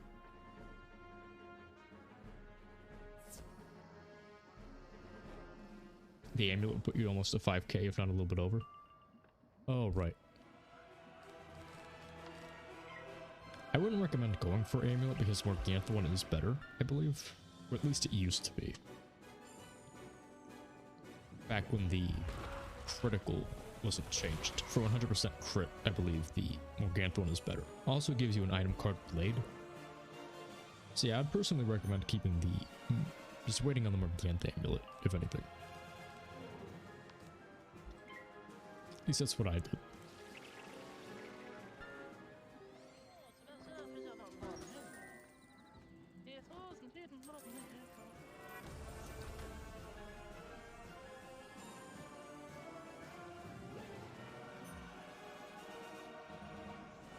If you get the amulet, you might get it and you might use it. Yeah, I think the thing is, because it's not like running Graveyard is my biggest issue with the amulets too, because extra resist to pierce. Yeah, that's the biggest appeal of it. But I think the Blade's damage will help out more in the long run. Yeah, the biggest issue with getting the Athame, in my opinion, is that it means you have to go back and run the upper halls and fight Shane Von Shane again. Like the little bat version of him, because his star version doesn't drop anything good, if I'm remembering correctly.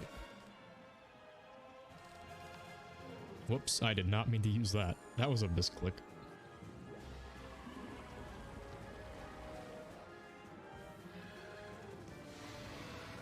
Okay, Unenchanted Power Nova. Let's see how much this does. With only one fate. Will it even kill the Confused Sentry? I don't know. Let's find out.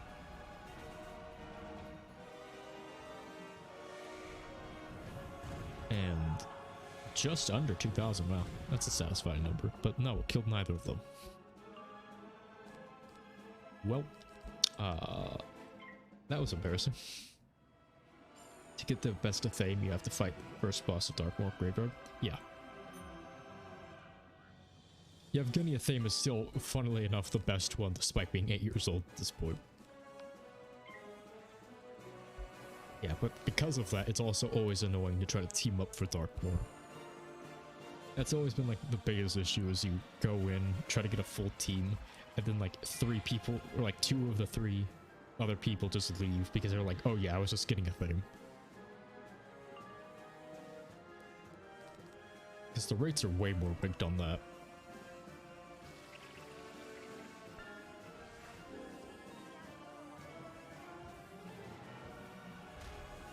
For the amulet, you have to fight Upper Hall's Shame Munching. Yeah, that's what I was saying. At least with the Athame, you can just run the graveyard, but in order to get the amulet, it's kind of annoying to have to go back and go up there for it. It's easier just to grind in one place. Also, I farm Morgant for the Exalted duels, so I prefer to just do that as well.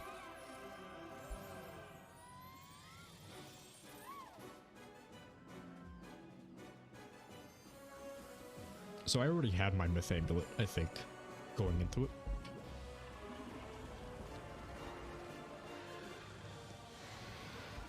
Yeah, I think we also are going to end up probably replacing with Dragoon after that point, but that's a decent amount of time. Although, with the new Lemuria gear, I'm not sure what the Dragoon setup even is. I think I heard at some point that the new best gear is actually from that. The ring is from a gold key boss. The ring. The ring. I believe I know what you're talking about. You're talking about the Mimic ring? I never got that one, because I think it was actually engraved. Oh, right. Aphrodite. Right. I just used Alpha and Omega at that point. Alpha and Omega ring is actually underrated because it's still more than good enough for your ring stats in the meantime, and it'll carry you all the way to Caramel, which gives you access to a really good critical ring. Yeah, I might stick with Alpha and Omega. That's just what I did. Same thing with the Athame. I eventually got lucky during a later Darkmoor run when I was trying to get, like, gold keys, I think. And I ended up getting Yevgeny Athame, but I found that, like, the 1 damage difference did not matter. It was actually just, like, at most, like, the extra socket that I liked more. Excellent work. It sounds like they've learned from their mistake. Such a pity that Dragonspire had to pay for it. I'm not so sure if I should let you see the Dean. When we rounded him up, he had no regrets about what he'd done. He's either cold-blooded or just plain crazy. No good will come from talking to him. You've earned the right to speak with him, though. So here's the key. Use it on the center pedestal to raise the bridge to his cell. Just watch out for that one. He's tricky and as nasty as they come.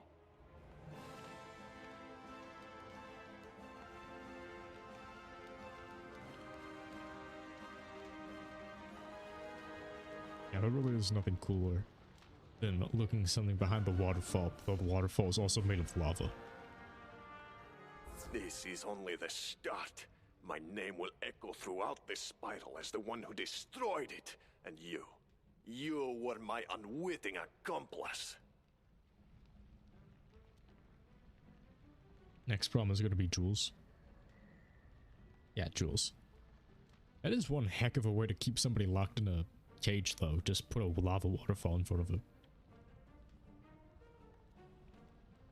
Oh, so this looks like the guy from Overlord. I've always felt like that ever since I saw him after that anime came out. But it looks very similar. Hello there, young wizard. I don't get many guests here. As a point of fact, I get no visitors, not a single living soul. So believe me when I say I'm pleased to see you. What brings you here? Yeah, thankfully most jewels are pretty much useless except for pierce jewels. Otherwise, the stats they give you are pretty minor, all things considered. Let me guess. You want me to admit you to Dragonspire Academy, correct? There should be no troubles there. They threw me in jail, but they never fired me. Excellent then. Since the Titan's army destroyed Dragonspire, student enrollment is down. We can use the fresh blood. I always found it interesting in this little weird story that this guy is still technically like dean on a technicality, despite being thrown in prison, so we still actually do need his help. But yeah, they're decent jewels for assist as well. If I'm to help you, then you must do something for me. Just a little mercy for an old man in this cold dungeon cell. Those are the PvP jewels I think we were actually talking about yesterday, which are annoying to get, but they're actually pretty good for what they are. The flat resist ones. Please go to the tower outside and retrieve my cloak. During the circumstances leading up to my arrest, it ended up atop the tower outside. I also really like the suit's voice actor. He's actually got a really good one. Some of the other voices have been pretty hit or miss in Dragonspire, but he actually does the voice well. The sort of weird, vaguely Russian, while also sounding ominous. I like it. You cannot have these things I guard. You must destroy me to take them. Yeah, I don't like that one. That one sounded very... How should I put this? It sounded kind of like somebody like doing like a fake threatening voice. Yeah, that's the best I can do. That's the best I can describe it. Like somebody like making a joke voice of what a threatening voice is supposed to sound like.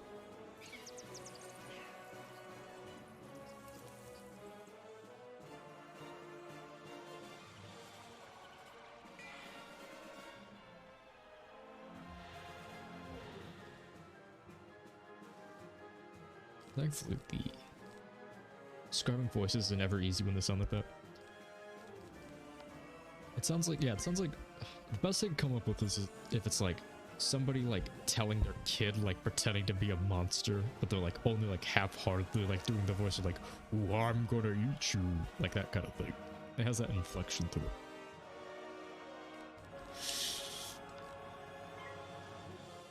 Yeah, but the jewels, as far as that's concerned, the flat resist jewels are nice. Pierce jewels are really easy to get when you make it to Mirage, but before that, they're pretty difficult to get in my experience. Yeah, for the most part, I wasn't really too concerned with it until it was actually easy to grind them out. Well, that actually is a fun little exciting thing I had to do in preparation for this, was the weeks of grinding out shadow jewels, because the amount of them that are actually helpful is very small. But I now have a bunch of shadow jewels, shadow pierce and shadow flat damage too, so that's cool.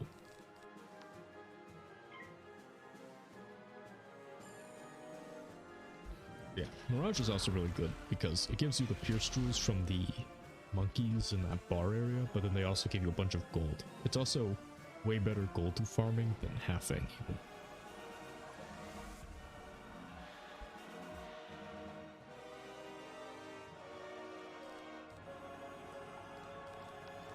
Okay, hopefully the Power Nova can actually kill this time, because he's an elemental shield up anyways.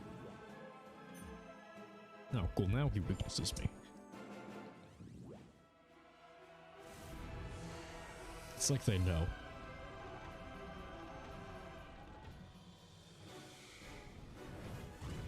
You know, I guess it could be worse. Imagine if instead of casting weaknesses, they casted Virulent Plague or something.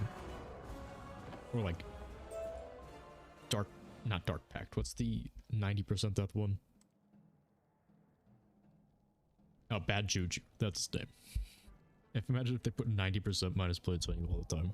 This tome is titled The Age of the Kingdom of Dragonspire, when the dragons ruled the skies and struck fear into the hearts of men. The wise and powerful King Mane met in secret with the Queen of the Drakes, Gavarina. Gavarina and Mane joined together. The forces of men and drakes banded together and overcame the dragons, thus ushered in the age of the Kingdom of Dragonspire. Juju? Yeah, it's Juju. Of course, I kind of block the name out of my memory sometimes. It's just too painful to think about.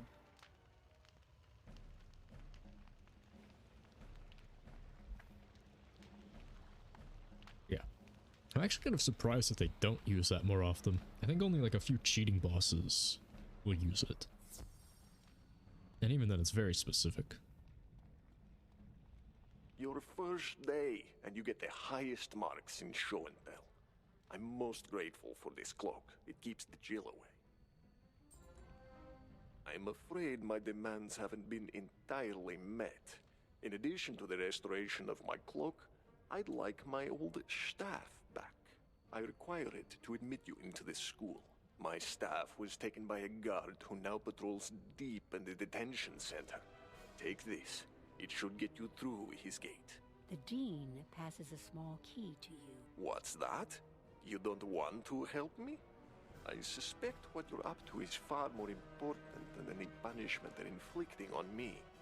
So tell me, young wizard, how badly do you want admission into Dragonspire Academy and the portal stone that comes with it? If you wish it, you'll do as I say.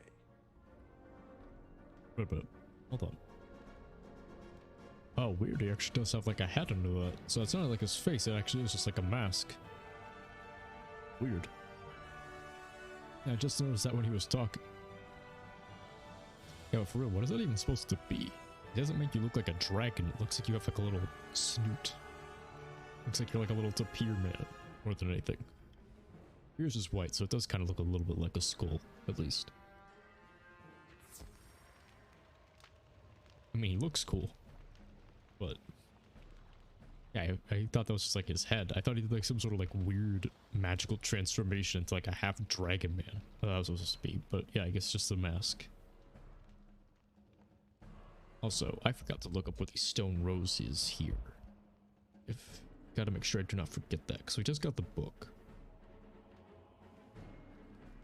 If I missed this one stone rose, that would be extremely infuriating. Because then we'd probably have to go through the entire dungeon again to get it. I wouldn't be surprised if it's at like the very end. I think you know?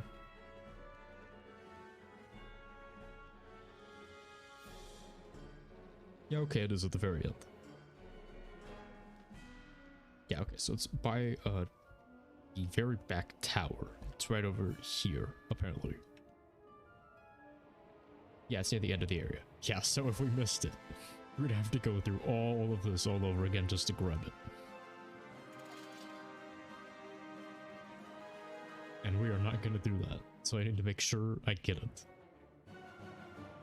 I did that too many times on casual playthroughs. Okay, so there's the tower. There's the paladin. We'll just skip him for now. Wait, there's... What the? There's two of them.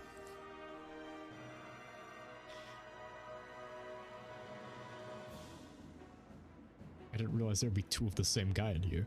And again, I guess that is like the whole point of the knowledge crystals. You can store as many of them as you want. Okay, so it should be this rock. It is. Nice. You found the 6th stone rose. Cool. Grabbing these completely out of order, but either way works. See, I guess if he's just like a projection of the knowledge crystal, though, I guess it makes sense. You know, you can have as many of them as you want. That'd be kind of cool, actually. Storing your consciousness inside of a crystal, and then just making more of that crystal, and then just like making like 50 of you, and just like hanging out with them. That sounds like a fun time.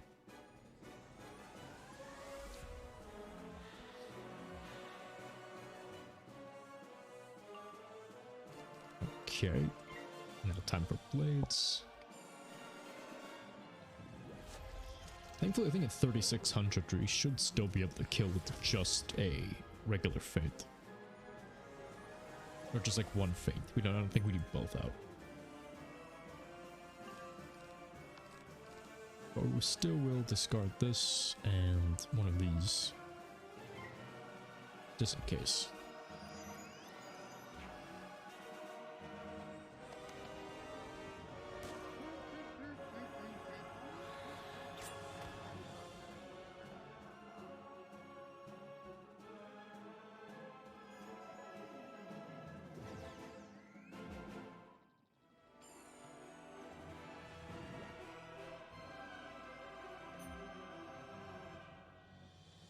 Yeah, I feel like about now would actually be an okay time to take the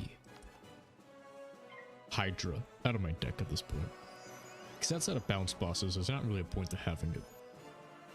And it is just clogging up space.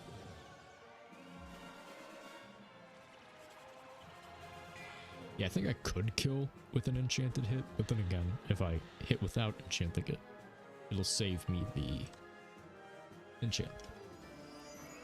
And I only have a few of them left. Don't have to beg in the commons again for someone to port me over there. It's something you'd add if you need it. Yeah. I was using it for a while though, because until I got Power Nova, it was still technically my strongest 7-pip AoE. Now that I have Power Nova, I basically just forgot to remove it.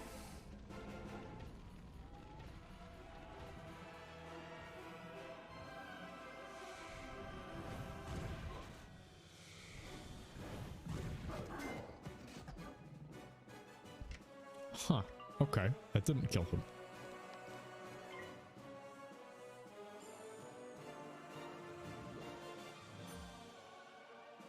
Man, it's for real, it's like they know. How do you know I was going to use an attack? It's not even like a wand it would have killed, so they have to know I'm casting it. Still, we at least killed them at least. Okay, so there's the staff. And we will remove that now. I just realized you got enchanted armor, you'd be able to one-shot more consistently. This is true. This is true, however, it took me way too long to get the Snappy Griffin. And even then, it wouldn't necessarily be that big a deal, because I'm not even using Blade Storm. So even if I used it, I would only be able to enchant one, so it'd be 3 blades instead. In which case, I mean, I could throw Blade Storm in. Yeah, I could. Whoops, do not want to get into a mob battle. Yeah, Enchanted Armament is good, though. And I probably should be using it if we're talking like absolute min-max damage. But overall, the Feint is also adding more than a blade would. Oh, if we're talking about, yeah, whatever. It's no big deal. That's what makes Judgment good in the first place. It's basically a replacement for wand hits.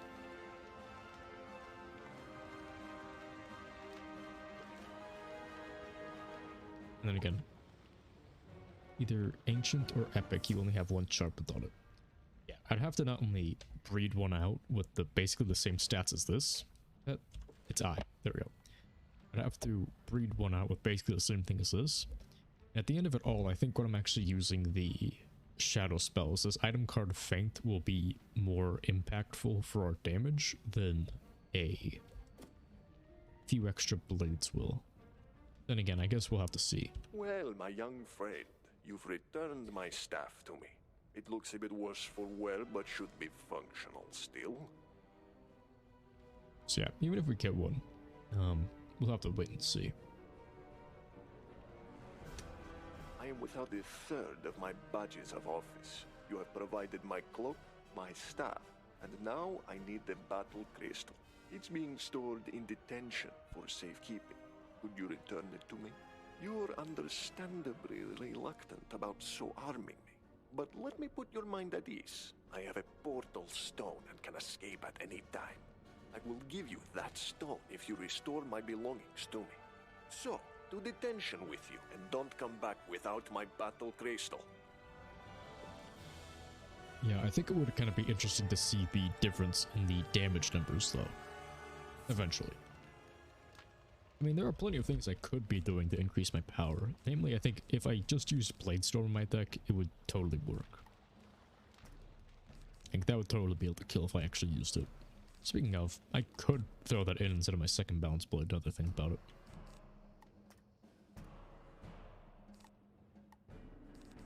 If you want money, you might have a half-decent armament. Biggest issue is the matter of gold and energy. Because I don't really have the time to focus on breeding one right now. You have so many random pets. I think I have like 8 lying around somewhere when I was grinding out my Alpha and Omega ring. So yeah, like I said, I could probably breed out a good one. It's just a matter of the time needed to actually make a good pet with it. I'd also need to wait for double pet XP. But I'll have to think about it. I think I'll save that more for whenever I'm actually like at the shadow level, because right now we're still basically just chilling, right? Even if I'm not one-shotting, it's still not a big deal. We're gonna have to get into number crunching whenever I'm actually like trying to get as much damage out of our shadow spells as possible. So I'll have to think about the enchanted armament for that. You've done it! With my cloak, staff, and battle But crystal, I hypothetically feel like speaking, the Dean of Admissions once more. Mine is the power to decide who becomes a student. I'm not entirely sure how the calculations in this game work, but just based on the numbers alone, the 70% feint should be more impactful than Enchanted Blade, Enchanted Balance Blade, and Enchanted Bladestorm together. Yeah, by the time you get the Shadow spells, you'll have Sharpened Blade. Yeah, but then you can also stack the item card Sharpens too, from the Enchanted Armament. So that's what I'm saying. If I was going to use both of them, then maybe it would probably still be stronger. But I need to actually damage test that. Yeah, because the item card sharpens and the regular sharpens stack, so when we get down to the really ridiculous stuff, that's what I'll be thinking about. But as of right now, I'm still basically one-shotting most of the time. And with that, I'm afraid that I will have to deny your application into Dragonspire Academy. My condolences, young wizard. Unfortunately, you won't be getting that portal stone either. It's only appropriate to end your application with your defeat.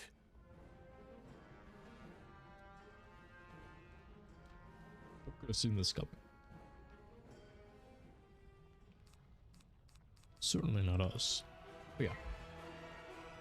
Just based on that alone, you'd have to add the item card sharpen and the regular sharpen spell together. And I think at that point, this one item card feint, just percentage-wise, would be equal to 3 blades that have been like sharpened individually. Because Balance Blades are so weak, and Bladestorm is also super weak. So I'm not sure if convenience-wise, just keeping the Snappy Griffin would be better, or if really trying to nickel and dime damage out with the sharpened item cards will help. The item feint is 70, yeah.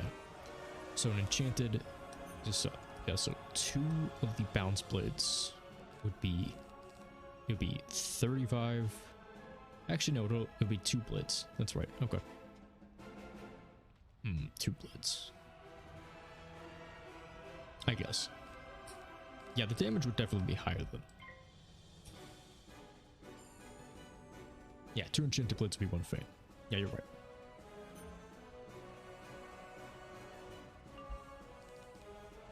Still, that's also 2 turns of enchanting. I don't know why I did Power Nova instead of Judgment. Whatever. Anyways. So, yeah, I think in terms of overall damage it would be higher, but if we're talking about convenience and speed, that feint would be the equivalent of 1 turn. Yeah, that didn't kill. Let's see.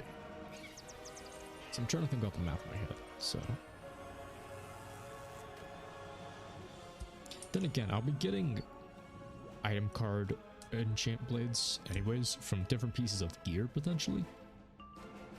So it's not going to be that big of a deal anyways, because even getting them from the pet, by that point in the game I'll also be able to get item card sharpens from different sources, so I would still be getting usage out of this pet. I think that's the reason why, when I was actually like calculating it out, what I'd have at what time. You're better than I thought you'd be.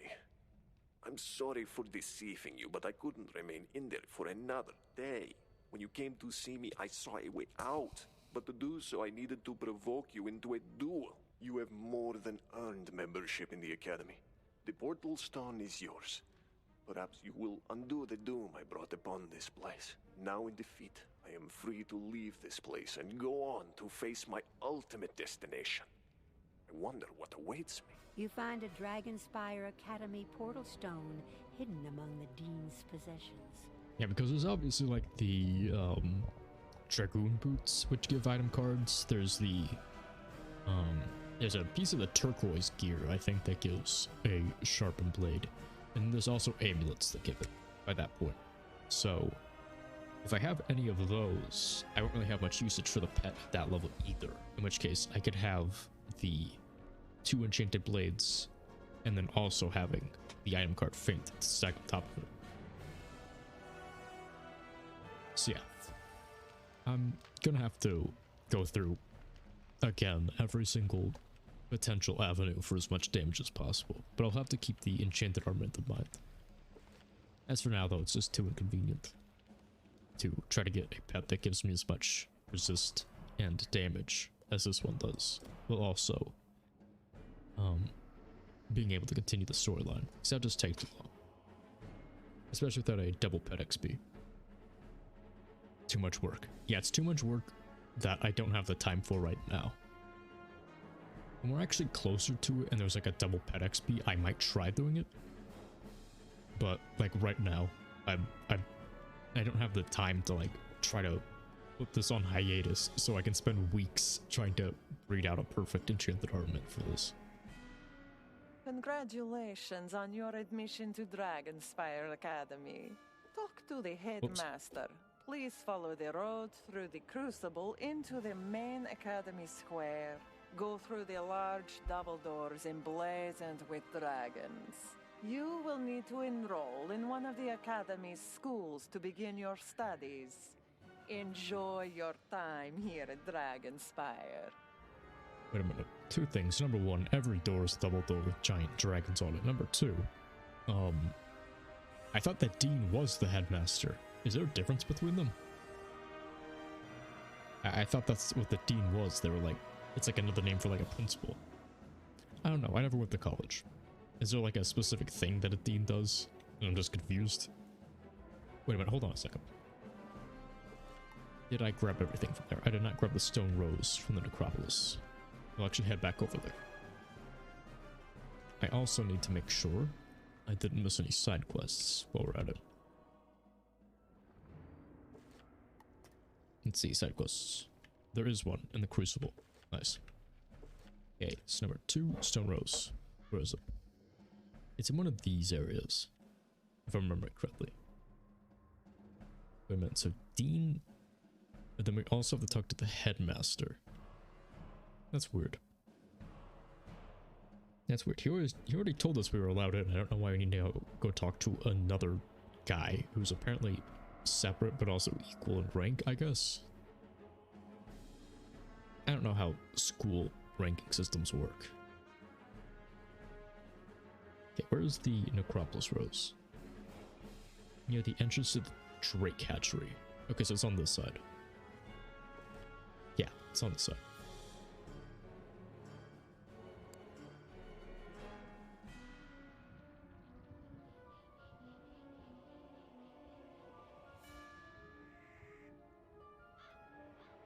You've found the 3rd stone rose.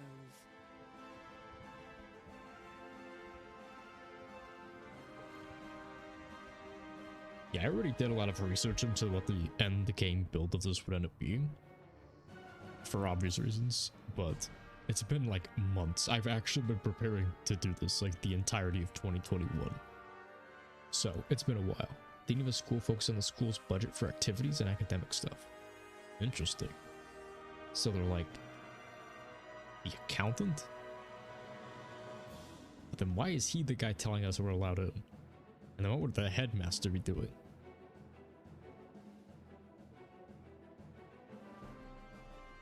I don't know.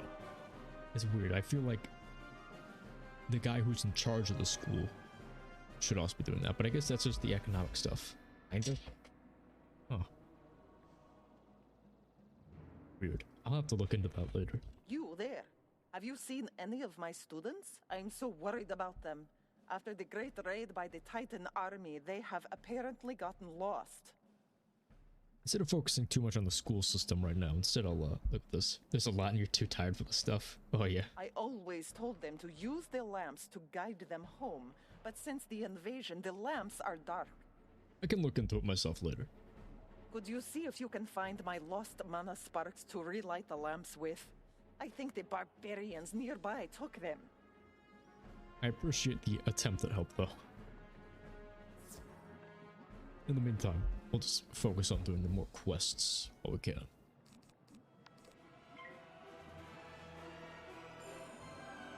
Actually, I guess this would be a good time to look it up in the background.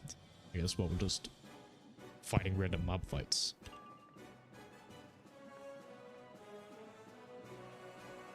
Okay, so then there's this. Hopefully we'll get another Minotaur coming in from behind.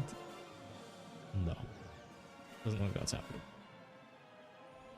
Okay, guess this is gonna be a dragon then. Okay, so a headmaster is a male school principal. Okay, pretty obvious. A dean, a senior official in a college or university who may be in charge of division or faculty. For example, the dean of science has some other advisory disciplinary function. Huh. So, a dean is just a person in charge of a specific division of something. So, but a headmaster is the principal.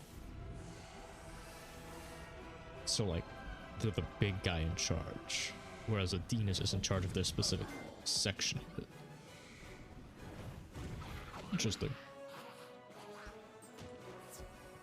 So I guess he was just like the dean of admitting students then, and not really anything more than that.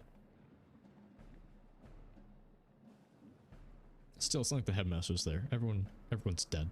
Everyone's been dead for weeks, or years, or months. Who knows how long it's been. But the way they say this stuff, sometimes it sounds like it's been decades, and then other times it makes it sound like it's been happening, and it's still happening. Time is weird in the spiral. That's the takeaway from this. But yeah, today I learned about what the difference between a dean and a headmaster is. I guess that's why I've always heard them referred to as like deans of admissions then, specifically. In like movies and stuff. Okay, there we go. That makes sense. Now.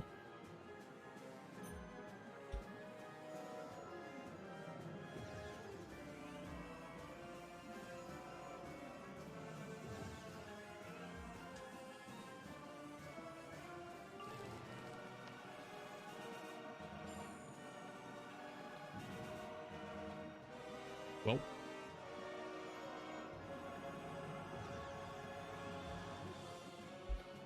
If I keep fizzling, I might actually have to go for gear with sockets just so I can start putting in some accuracy stuff.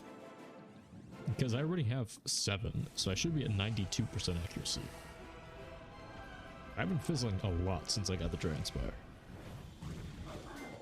I need to find some sort of way around that. Actually, that's a good question. Does any of my gear have accuracy sockets I could use? Let's see. Oh, actually, maybe. This one has triangle on it. What does it require? Oh, not a socket wrench. That's not gonna be hard to get. I think I have some of those already, actually. Okay, so by next stream. Dragon Spire just does that and it's weird. Yeah. Dragonspire is Thank you. With the mana sparks, we can light the lamps again. really weird, actually, when you think about it within the scope of the entirety of Wizard101. There are so many lamps, though. I'd appreciate it if you could help me light them. That way more of my students will see them and come home. Hold on a second. There are so many lamps, though. I'd appreciate it if you could help me The way light she read them. off that line was That way more perfect of because my it students will see was them like and completely come and home. totally exasperated with the amount of lamps there were.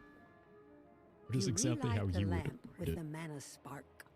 Wow, okay, so they just showed up immediately. I can see the lamplight again. Thank you, stranger. Now I can find my way home. Yeah, the level of exasperation in that really feels like what I'd be sounding like if I had to explain what I was actually doing. You relight the lamp. I can see the lamplight again. Okay, so it's just the same Thank thing. you, stranger. Now I can find my way home. Not have to feel bad about skipping it.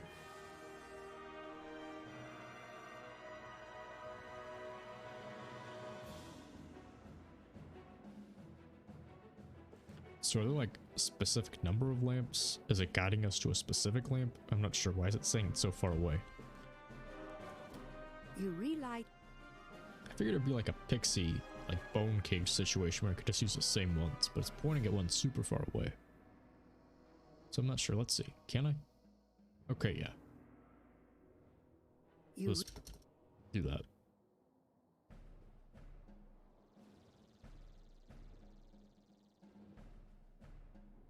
Ooh, and they reset pretty quickly too. Convenient. Okay, and there should be one more right here.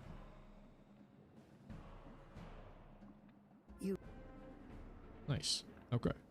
Easy side quest. What a relief! I've seen some of my students as they're coming back. With the lamps lit, I'm sure all of them will be at peace. Many thanks for your help, young wizard. I find it interesting that all of her students were just the same exact 6 people, just repeating over and over again. Okay, so the next one's in the Crystal Grove. Yeah, that's the next area though. Okay, what's up, Cyrus? Pickle Banana Boy, what do we got? Excellent work. You continue to exceed my expectations. I'll stop You've stabbing become your a throat. student of Dragonspire. I wouldn't worry about the Dean anymore. He's no longer important in the grand scheme of things. No, he's the true villain of Arc 4. It's wrong to write him off. I'm sure you've guessed what Malistaire hopes to accomplish. Since he could not bring Sylvia back to life, he hopes the Croconomicon can force the Titan to do so. By the look of Dragonspire, it appears that no one can force a Titan to do anything. Yeah, the Titan's looking a bit stiff. This is most excellent news indeed. We are now one step closer to my brother Malistaire. From what I can determine, though most of the actual schools were destroyed during the raid, it appears that the Fire School still stands. Apparently, the Great Dragon Titan was somewhat merciful towards his own school. We must make it seem as if you're enrolled in their Fire School. An old Dragonspire pyromancer is buried within the necropolis. Go there and retrieve his medallion of fire. Okay, so actual grave robbing this time. Neat. Yeah, I like how no matter what we do, somehow we end up being a fire student anyways. So wait, did we unlock critical? No, we just got the level 50 level 50 I thing. am ready to teach you new abilities to enhance your prowess in magic. That's cool though, we're finally at level 50. Speak to me when you are ready. Which is weird. It's like a big mark. Like we're already at the actual legitimate Grandmaster level now. Like we actually have that rank now. I don't think we actually get much of anything at level 50 if remembering. There's not really any good gear upgrades that I think about. It would just be like the master level tools, and that'd be like it. Those are worse than Waterworks. There's not really much point.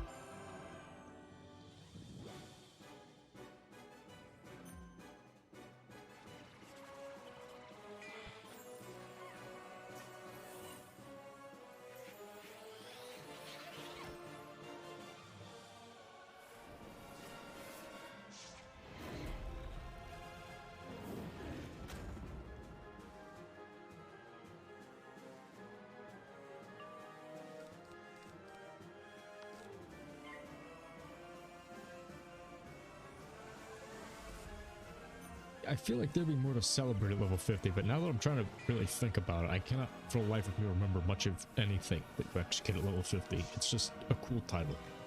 That's about it. Unless you really just want to use that Grandmaster gear for nostalgia purposes. Now that would be cool if we actually got the Malster robe. I wonder if the item card on it is actually changed or not. Yeah, it's been the same since it came out, though I wonder if they replaced it with the updated Power Nova. Because I'm pretty sure the actual item card on it would be like... Oh, you'll check? Cool. Thanks. Next, I think it might actually be a Judgment item card on the Malster gear.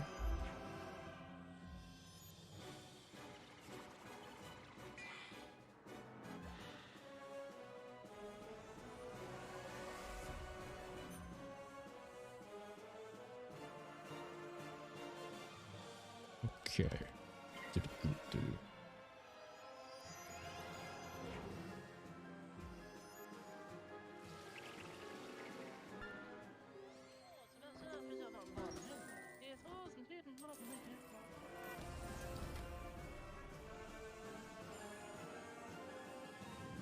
Yeah, okay. It was a Judgment item card.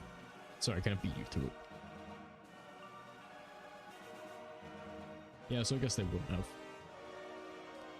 It's funny because a lot of them like have like Earthquake. The Myth one gives you Earthquake, and I believe the Fire one gives you...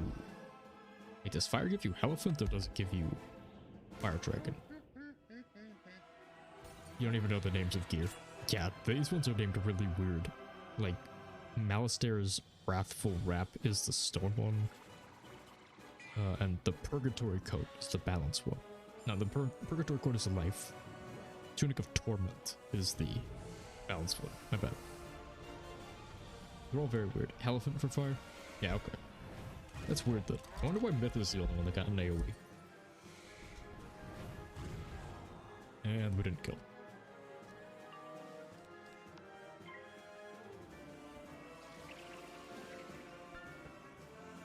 Yeah, I wonder why they didn't just give them the AoEs.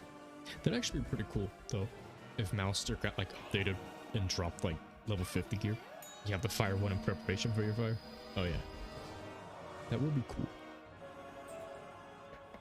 It definitely has, like, good value in terms of, like, sentimentality. You randomly got it while doing Malster.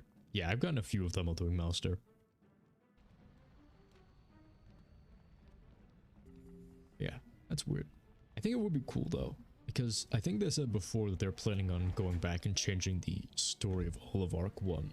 That if anything, if at the very least they went back and changed it so that Malster dropped gear that gave item cards of all of the level 48 AoEs now.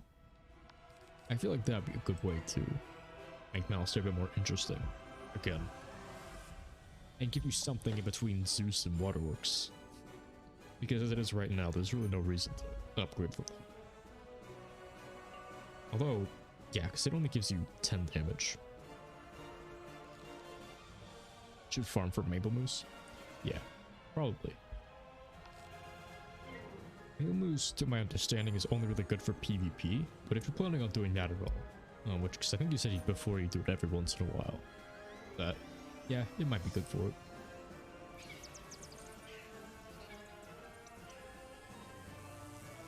To the Oni. Wait, does the Oni drop it? I know the Oni drops a lot of the pets, but I feel like the Maple Moose only drops very specific ones. Then again, you probably picked it up. Jade Oni? Interesting. Then again, Jade Oni drops pretty much everything, so I'm not surprised.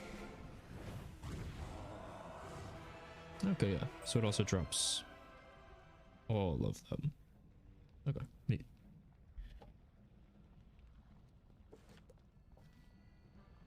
Anyways, that was another one of those tower quests. Dragon Spire is shattered.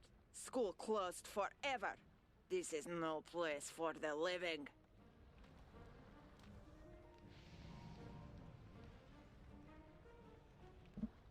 You know, so this is what, the 7th to 9th tower that we've gone through, where it's just non-stop mob battles leading into the end of it.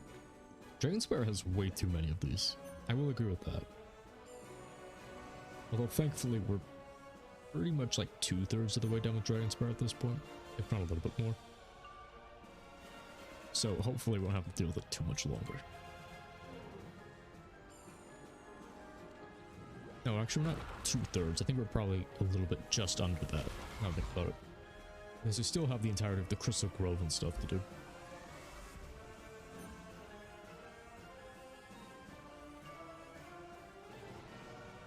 Anyways, let's see what it got.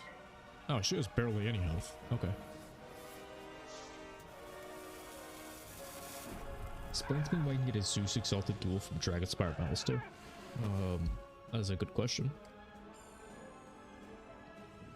And the answer is the same reason that you can get an Exalted Duel from Rattlebloods.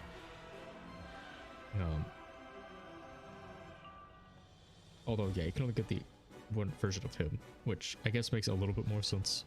But still, I think that Jade only drops some too. Doesn't he? Yeah, he does. He drops all of them. And Malister is stronger than the Jade Oni, so that's the reason.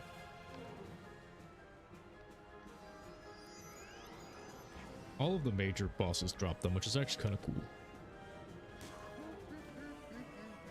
So yeah, hopefully we'll get a Maple Moose and the Exalted Duels from the Jade Oni bit. And some Wooden Skeleton Keys. Because farming all of those at once is a lot easier than going in hoping for a very specific one. Nice. Yeah, just the right amount of damage.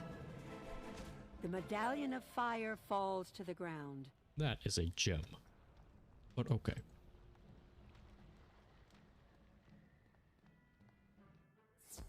Jade only drops all the seasonal stuff. Yeah.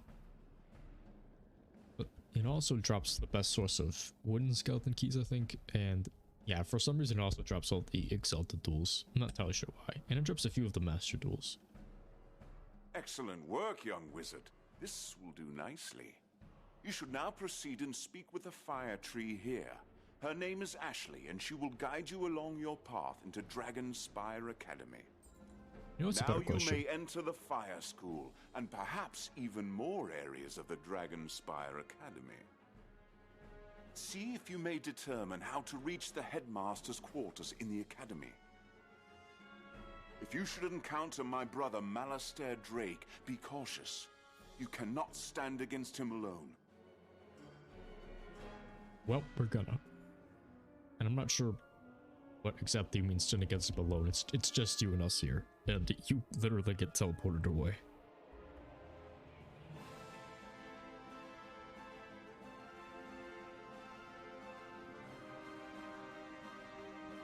Yeah, I think a better question is, why do some of the later bosses who drop Exalted Duels, why do they also drop the Master Duels? Like, Ghost Dog, I think, actually drops one of them. And I think so does, like, all of the other gallery bosses. I think they all drop the Exalted Duels, but then they also drop the Master Duels, which is level 50 stuff. So I'm not entirely sure what they expect you to get out of it.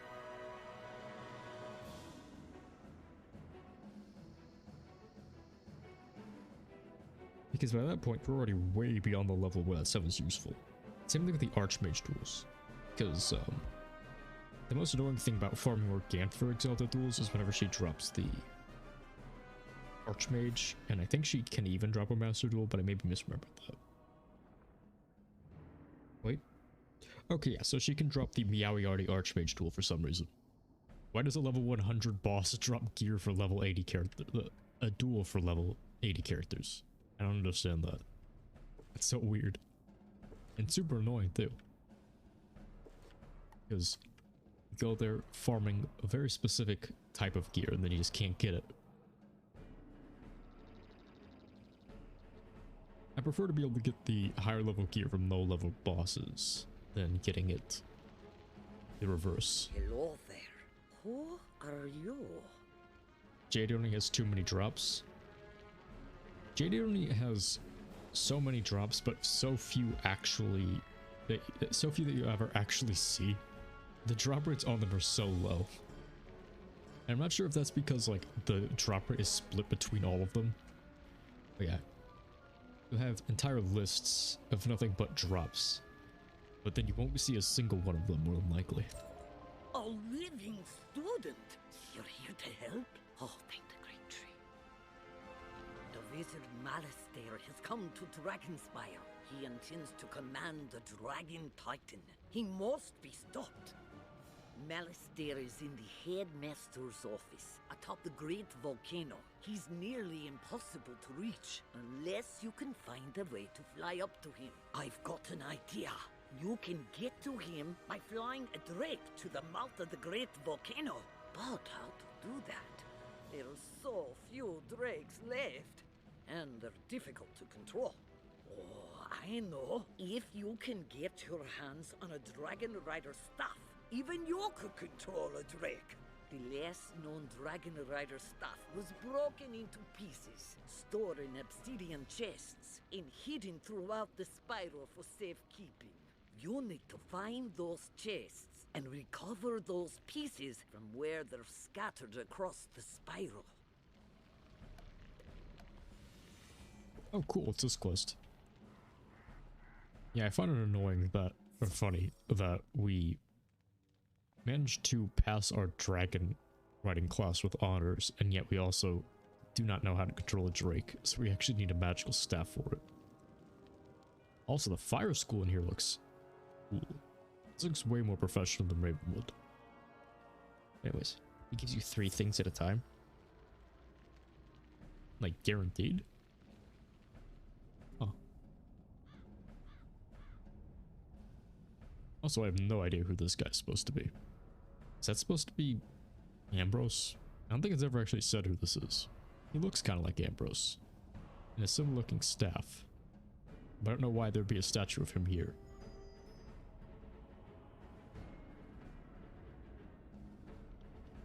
Then there's the Mortis Death Tree equivalent. This tree is just straight up dead. The Storm Tree is gone, of course, because of the rivalry between them. And that one's gone too. Okay, so funnily enough, only the Death and Fire Tree are still here. The rest are just stumps. Pretty sure Jade only drops 3 things. Huh. I feel like I've only ever gotten like 1 or 2 drops at a time from him, but maybe it depends on the time of year, because I usually don't farm him during the seasonal times. I'm not really too interested in the holiday drops personally. Usually when I am farming stuff for the holidays, it would just be like Lore Master.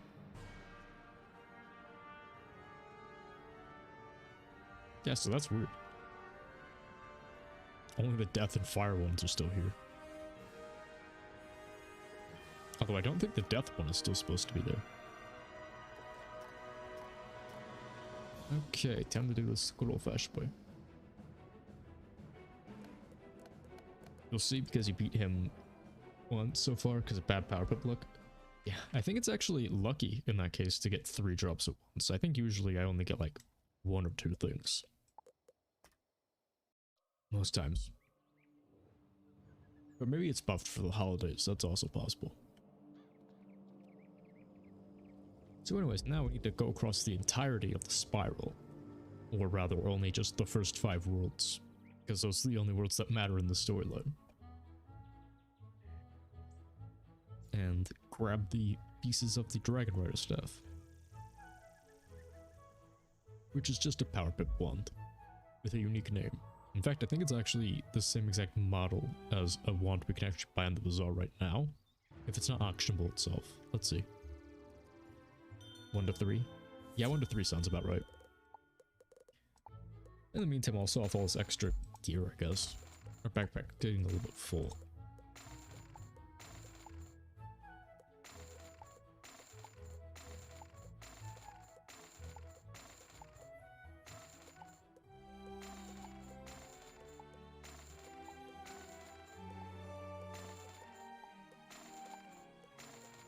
Man, it feels like it's been forever since I've heard the Wizard City music. So used to hearing the orchestral sounds of Dragonspire blasting nonstop.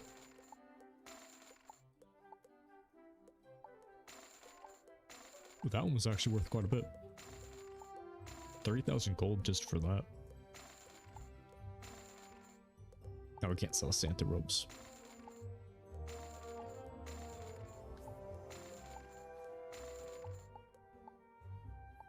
Guess we can't auction those. Pendragon might be good. Pendragon. I've heard about grinding against him, but I've never actually checked out his drop list. But maybe. If nothing else, it'd be funny to use the Sword of King's cheat again. That's always fun. Stasis, Blade of Ashes, toss that. Raise Edge. He has Moose? Oh, okay. Interesting. I didn't realize the Pendragon had all the holiday drops. Or even any holiday drops. Let's see, what does he have? Okay, so he has a few wands. He has some hats.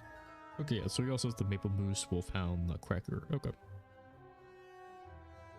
And some more Exalted Tools. Oh, but it does drop Stone Skeleton Keys.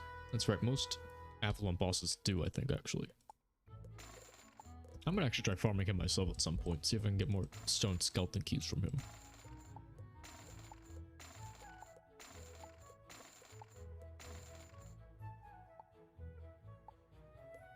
That does sound like a good plan. Smaller list means smaller list of potential drops, so hopefully that equals higher drop rates.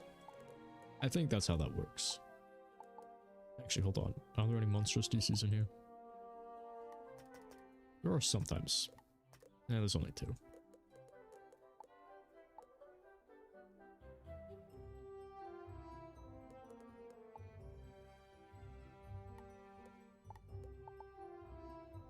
Sharkfin Sword, Blackrock, this.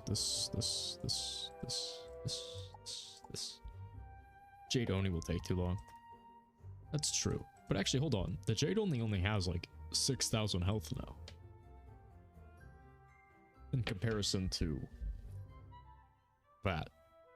The Pendragon, who I think would have like, what, like 14,000? I don't know. Less drops versus faster fights. Yeah, he has about 13,000.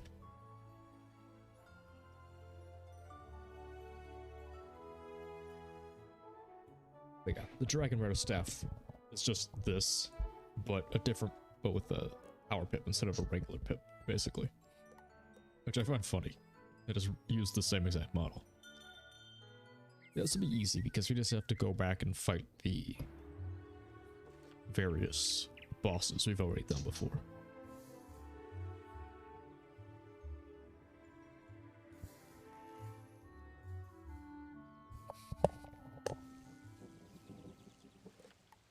Actually, so the Royal Hall, Chelsea Court, Ancient Burial Grounds. Okay, so Haunted Cave.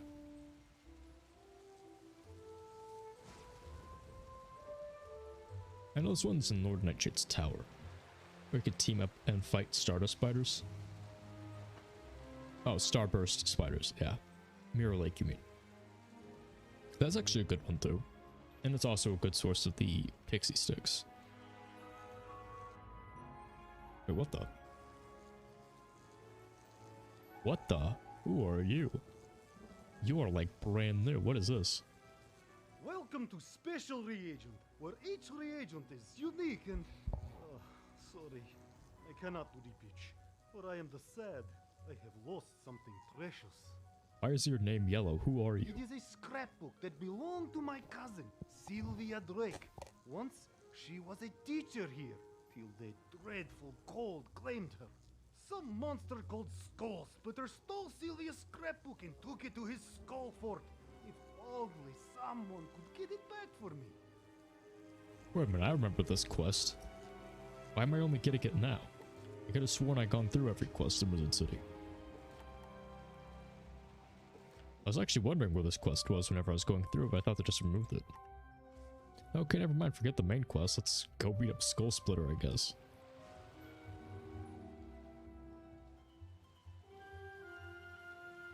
Yeah, Mirror Lake will be good. Lots of gold farming that's good from there. More exalted tools and mainly just the pixie sticks is nice. I should do that one too, potentially. I need to do some off-stream grinding. I just haven't had the time for it yet. Get some more stone skeleton keys and also get ready to start trading out some new pets. You don't remember that, dude? Yeah, I feel like it was from a different person. I think the...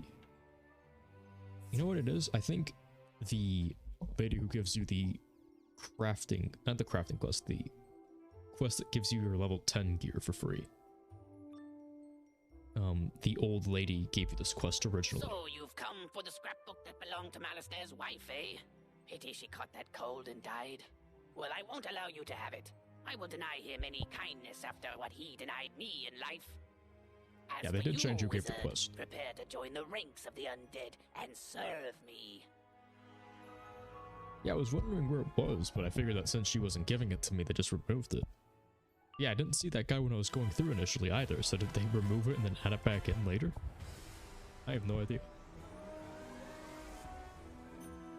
Yeah, because I didn't see that guy on Triton Avenue when I was exploring, like, early on in the streams. I can even go back and check the VODs.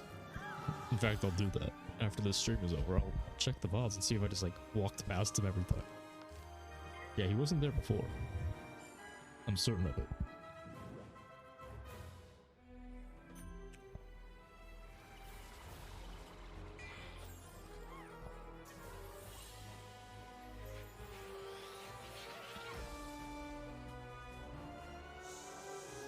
Anyways, at least now we get to beat up these weaklings again. This guy's even weaker than Nightshade, so I was expecting that he would be the weakest guy we'd be fighting. But no, apparently we get to do Skull Splitter again. Nice.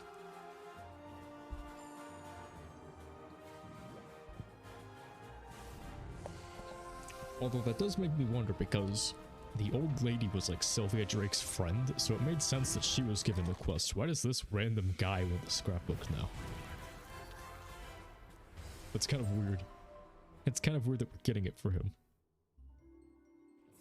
What would be a good pet to try and get for Myth? Depends on what you want, I guess. But yeah, Mabel Moose is good for PvP specifically, but otherwise I just use Enigmatic Gulcher personally. Although there might also be a better pet by now for it. I like the Enigmatic Gulcher for the card and the traps.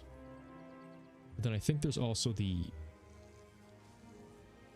I don't remember the exact name, but it's like a pterodactyl. It's blue.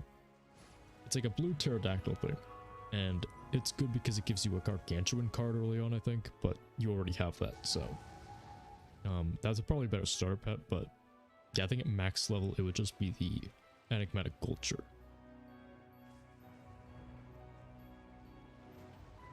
You got Gulcher first try. Nice. In that case, yeah, you have the best one. I think. The scrapbook! Thank you! My cousin, she helped me move here, make friends. Now, this is all I have left of her. You are a good person, Wizard. Wait, this is a new reagent vendor too? What the? Who is this guy? Why is he like... Did he say Sylvia Drake was his cousin? I'm so confused. Who is this guy? Seriously, who was that guy? Anyways. Yeah, I think the best myth that would still be the Enigmatic Gulcher. Well, some people say Wandering Eye, which I guess, potentially. Plucky Griffin, probably another good one. Let me see real quick.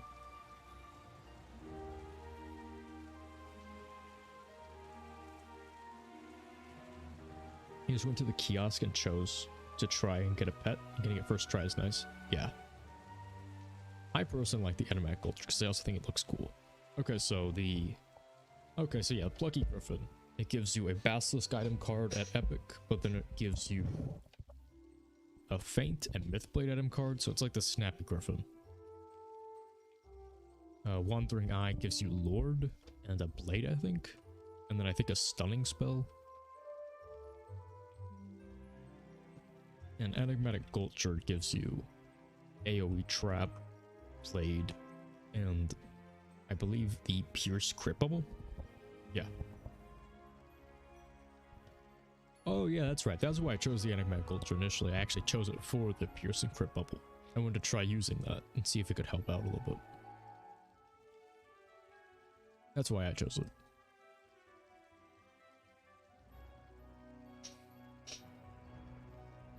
Yeah, so if you want the Faint item card, Plucky Griffin would be best if you can find one. But then Enigmatic Culture would be better too. Gives Blade, Earthquake, and Gargantuan. Yeah, Mythdactyl is usually like the best pet before you actually get to like level 50-ish. Then once you actually start unlocking your own enchants and other stuff like that, usually you start using a pet like Wandering Eye or Enigmatic Culture. But since they buffed Orthrus, you don't need Lord Humongafrog anymore, so that pretty much just leaves Culture. Or Plucky Griffin if you want the Faint item card.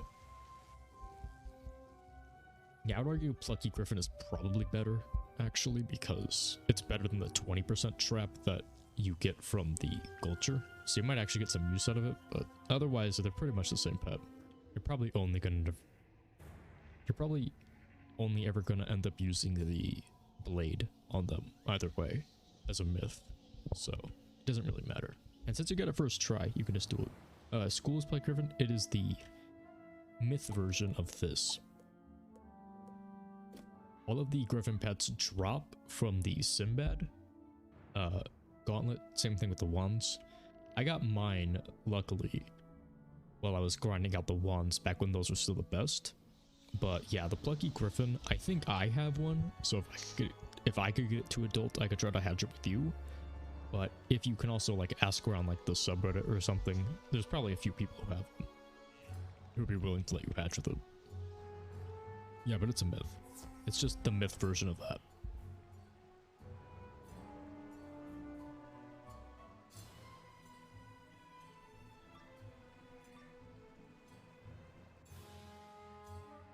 Yeah, the reason why you'd want to use the Culture is just because you can get it easily in the kiosk, so it's like more accessible for you.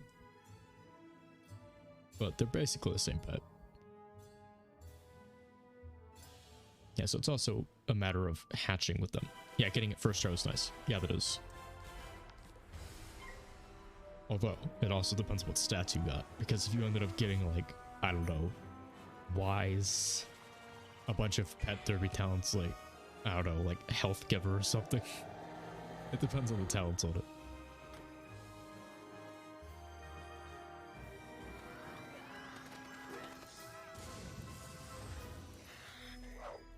Yeah, thankfully getting Culture is also, it's going to be really easy to get the body in the future too, because I believe it actually has a sticky body. Like it's a very, like it's a pet that you have higher chance to do it. You don't know how to understand stats very well. Oh, well, what's it called? You mean you don't understand what pet talents are the best? Because that depends, and they could also change in the future again.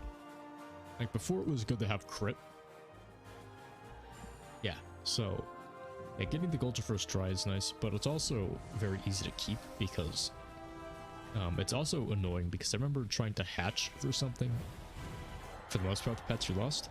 Okay, yeah. Then in that case, just as like a quick summary, right?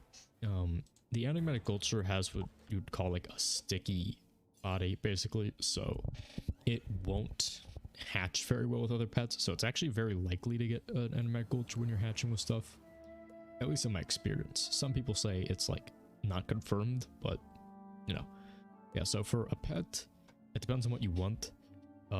For a myth, I believe a 5 damage talent pet, so you would want Myth Giver, Myth Dealer, Pain Bringer. Yeah, this one. So no, Pain Giver, Myth Dealer, Myth Giver, and then one of the other two, or Mighty, and then you'd want to sock it with a Mighty, or you can do what I did if you want some more defense when you're like soloing, where you'd give Spellproof, Spell Defying, and 3 damage talents. So basically replace this Pain Giver with the Myth Giver and have this like Myth Dealer, and that would be like a good pet. And then you'd sock at a Mighty Gem, and then you would have your best pet basically. Some older pet guides would be like add some crit, but since they changed critical on pets is pretty much useless. So, you know. The easy way to hatch with a pet, basically, and that's the reason why you want the Animatic Culture, is because it's easy to find very good pets in the kiosk, and since that one can be hatched from it, you basically just have to find the same pet in the kiosk over and over and just keep hatching with it, and then just raising the baby that you get from to adult every time, and eventually you'll get the same exact pet. You find a piece of the Dragon Rider staff. Ferric is the one who's most known for his pet guides, I think. He made most of them. Yeah, hopefully I didn't say that too fast or anything. I have a habit of doing that. But yeah. It's pretty easy to understand once you actually like, yeah, get started on it. Thankfully. I understand what you were saying. Yeah, okay. Good, good. Very nice. So I actually do not remember who this is. Who's the person who gives you the obsidian staff? Obsidian chest here. Okay, so it's... Oh, it's BD Narini. Weird. Why is this loser the one who has it? But whatever. Just straight over there, I guess.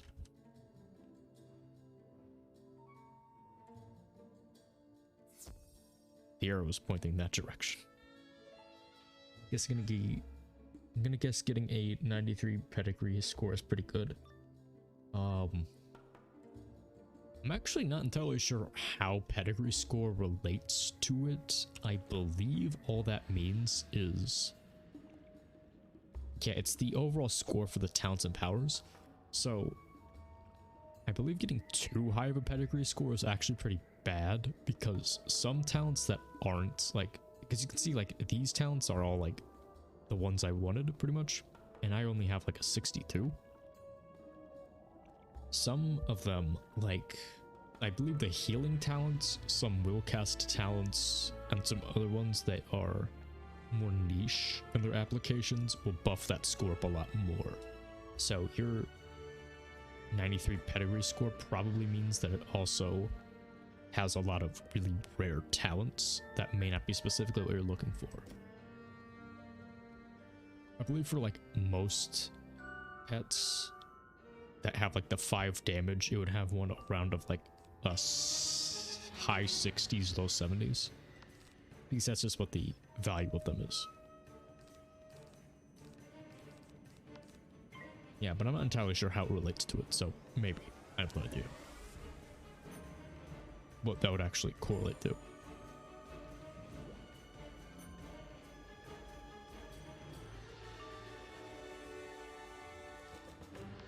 Okay. Just gonna balance blade, and power nova. Same thing as every other bug.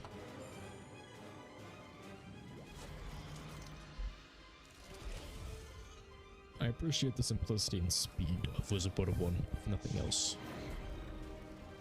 Okay, so on the Obsidian Chest quest, and then we'll be hatching out our Drake. So where does that put us on the quest line?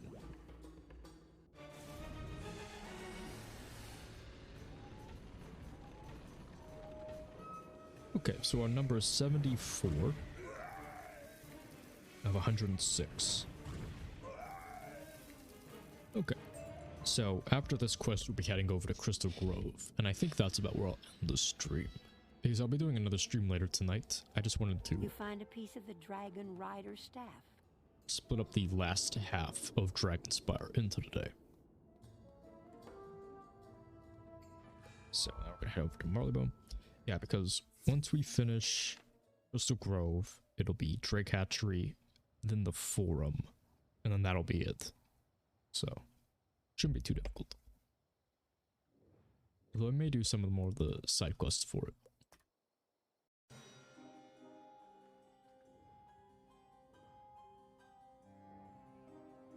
Oh, you know what? This would actually be a good chance to check this. Is this quest still broken? Where is it? Here it is. Give it to me. Let's try it. It's a Knight's Court, but we'll make time for this. See if it's still broken.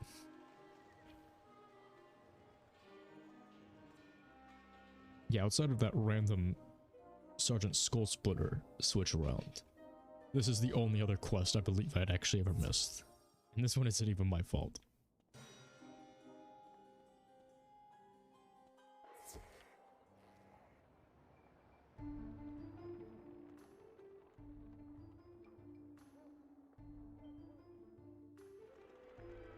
Okay, so it's over the teleporter hub, then at the... Oh, never mind, it's right here. Wait, what the? You completed the quest. Much obliged, wizard. Now maybe I will be able to get some work done in my warehouse. David takes a deep breath and sighs. In my 40 years, I've never seen such horrible creatures. They make my fur stand on end. Thank you, wizard. What? Oh no! The Queen of the Spiders has taken up residence in the clock tower down the street. My grandfather built that clock tower, and it is dear to me. Please go there quickly and remove the Black Widow. I would not want the clock tower to get clogged up with cobwebs. What? What? What? Wait, seriously, what? What was that? What just happened? Okay, so for clarification, right? This quest had originally me heading over to the warehouse for me to clear out the spiders from it. But every time I walked up to the spiders, they would just disappear. Right? Like I couldn't start a fight with them. So the quest was incompletable, and it was stuck on that for the longest time. And then but apparently I guess the game auto-completed it for me? Maybe because it was glitched, it was completed for anyone who still had it? I have no idea.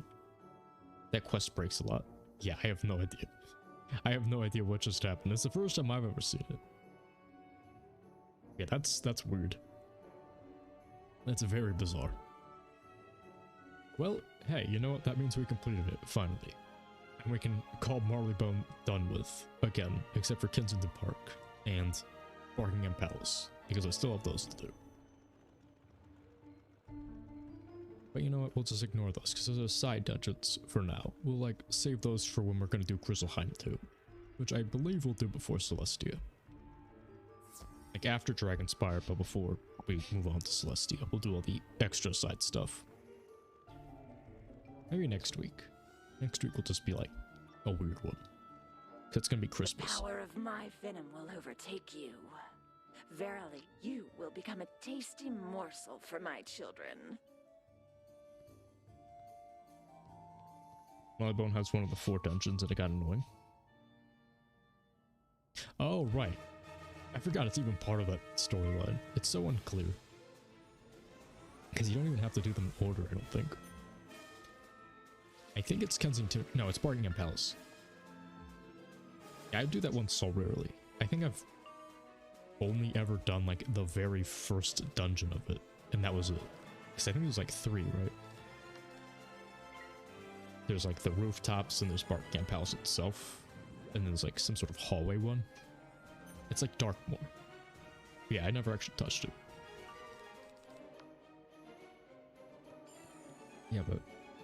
yeah, the closest I got was I went into Kensington Park with my little sandstorms and like no Zeus gear even. I walked in, I saw the enemies at 2,000 health, and then I was like, nope, never mind, I'll come back later. Yeah, okay. I'm only vaguely familiar with it.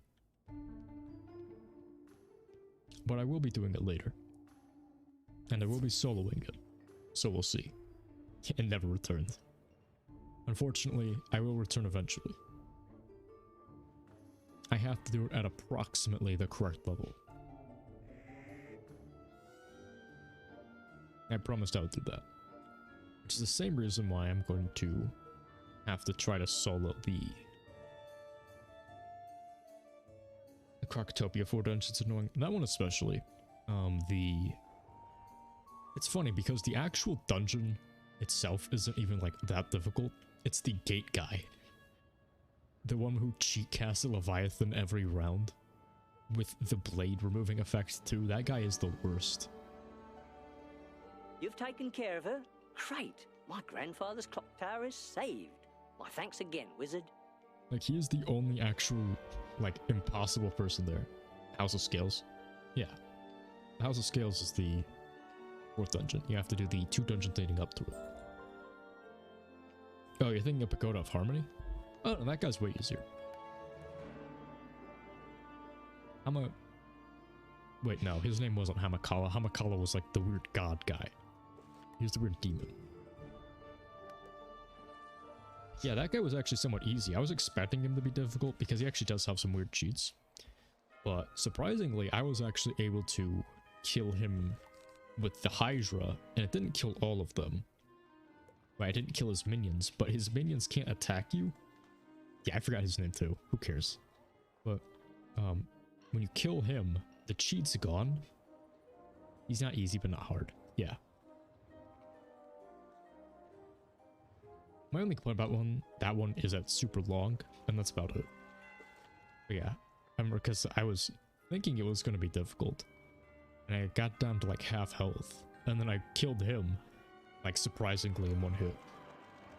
And then the minions were alive, but that means the cheat's gone, and the minions can't attack you, so it was just a matter of time past that point, which was awesome. Okay, which one is it? It is the green one.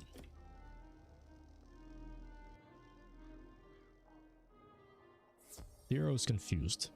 Just a little bit. There we go. You got this arrow. Yeah, the House of Scales is really annoying, actually. Because of its length, and also because it has that gatekeeper guy. Not gatekeeper, bridge keeper. It was one of those two.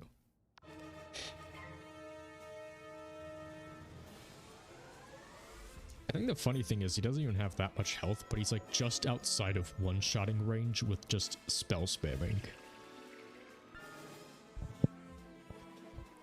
Like, what's his name?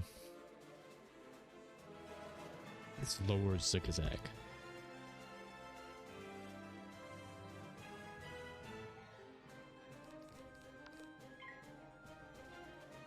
Second dungeon and low Zigzag was really annoying. Yeah, I think we're thinking of the same guy.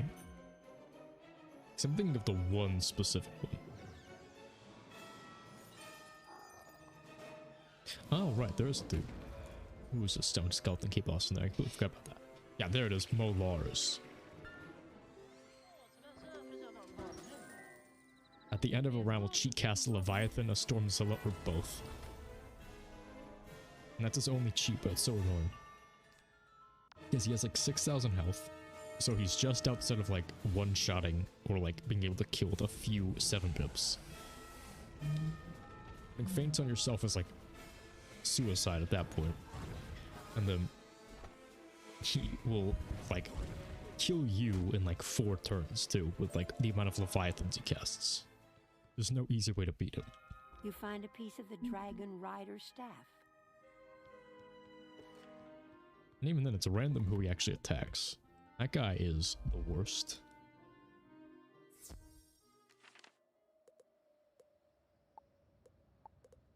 Alright, we're heading to Mushu. I keep forgetting it does that. I guess it's a convenient change for people who actually, like, are starting out the game, so they can adjust to it, but I'm so used to, like, clicking through all of it. I'm not used to it picking out the world for me. Based on the next quest. It's gonna take a long time to adjust to.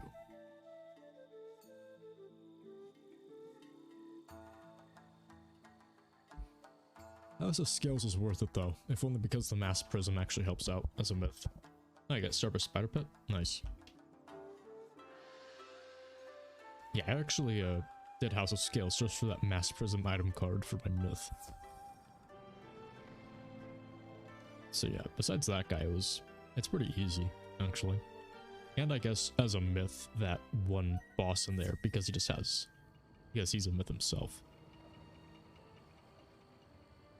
I think the Starburst Spider Pet is just like a generic pet. I don't think it actually gives cards, though. I think it's just aesthetic, if I'm remembering correctly.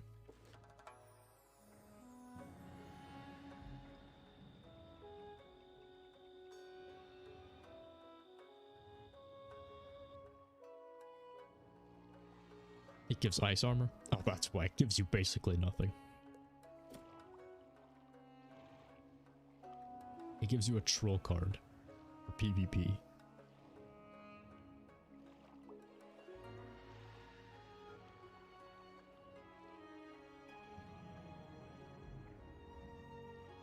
$135 armor per pip, which isn't actually all that much, all things considered. Yeah.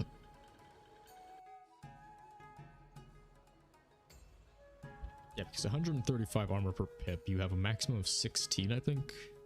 Or is it 14? I think it's 14, so it'd be 135 times 14 is a maximum of 1,890. So, yeah, that's like max level just casually hitting. Like, with an enchanted spell, and that's it. Like, no blades, no traps necessary. There's a better armor for ice. Yeah. That, and it also eats up all your pips too. And if you think about it, that spell is actually like a direct negative.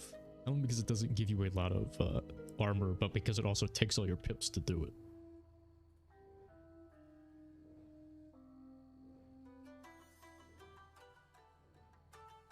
I forgot how long of a walk it was just to be able to get over here. Okay.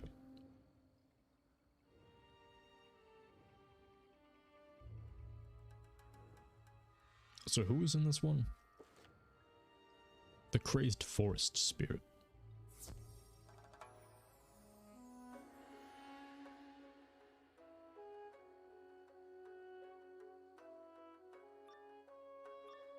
Wasn't this guy in a side quest?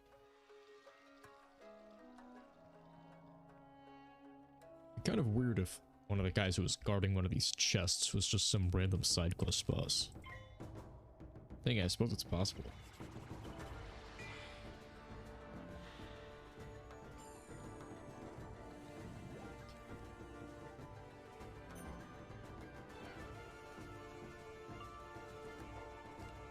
Okay.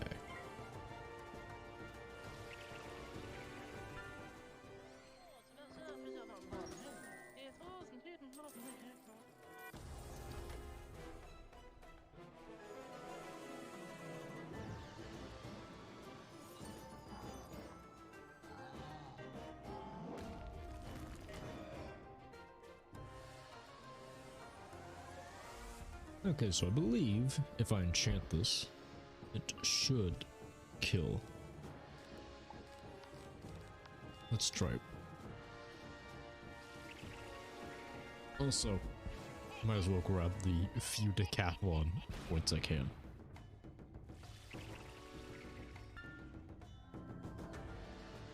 Starter spiders is a somewhat easier option for grinding. Yeah, generally speaking.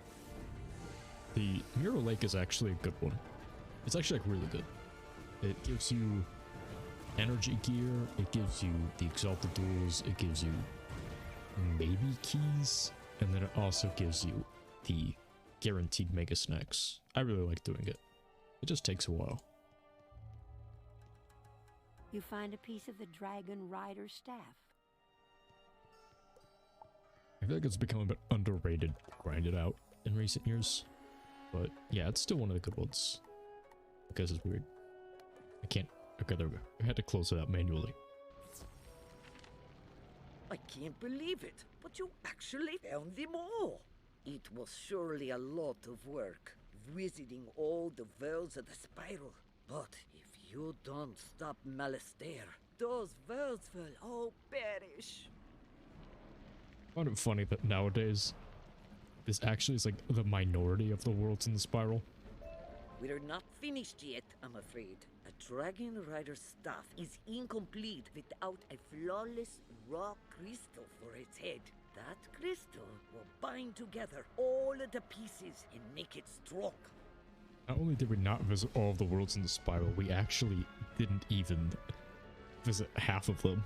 But yeah, it's not that bad because there's several 130 plus doing it. Yeah. Go into the Crystal Grove and see if you can find one there. There is an old miner there long ago who worked the grove. Check his house to see if he had one. Yeah, but even with a bunch of level 130s doing it, I usually have some issues with it still, because it really depends on if everyone knows what they're actually doing with it. Because there's a way for you to be able to make it through every single battle there in like 2 turns or less. But it only works if everyone knows how to do it. It's similar to King Detritus in the Abandoned House. We just kind of have to know the strategies for it. And so even there's a bunch of level 130s, if they're not all on the same page, it could take a while. You're speeding every fight. Okay, it sounds like you got a good one. Yeah, not all of them will work out like that, but when you can find a group, it's pretty good. Yeah, I believe. It's just us one-shotting. Nice.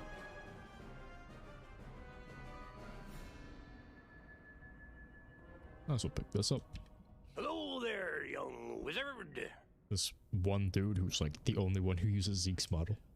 Or one turning every fight. Nice. Hey there, you. What are you doing here? Another wizard in the grove, hmm? I thought I sprayed for those. Yeah, sometimes you end up with ones who will like not be able to do that. I reckon you're after a flawless raw crystal, right? Yeah, get in line.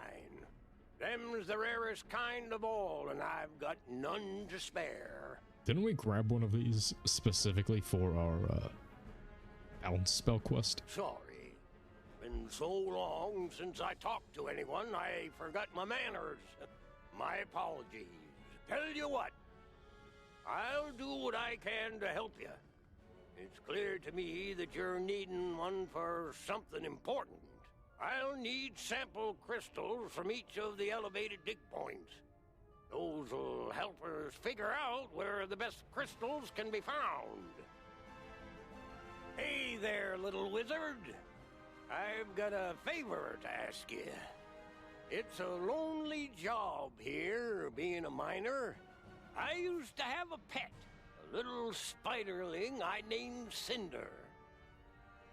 When the Titan army came through, she must have gotten scared and run off. I've been looking for her, putting out food throughout the Crystal Grove, but I haven't seen her. Would you go and take a look around and see if you could find her? I hope she hasn't gotten into any trouble. You might check at the center platform of this grove to start with. I've looked almost everywhere else. You're just farming for the moose pet, but you think they're after the snacks or something else, but most likely snacks. It's probably the snacks. That's the only reason why I ever stop by there. Because golden wheat bread is better for XP, but it does not give you as many... You remove a sample of crystal. ...of the actual stats as the pixie sticks do. But yeah, it's probably the snacks, but it's just a good place in general to farm, if you are willing to put the time in for it. So it could be anything. Remove a sample of crystal. Anyways, I think after I collect these samples, or maybe, are there any other here? Okay, there are. Yeah, I think once I grab all these samples, we'll actually be calling it a stream here. I'll be back later tonight, like last time. Of crystal. But yeah, now's about when I'm thinking about getting off for a little bit. The sticks give most, if not all, the stats. Yeah, that's what I'm saying. Remove a sample of crystal. Weirdly enough, they don't give as much EXP as the rank 9 stats, but they are way better for actually getting your pet built fast.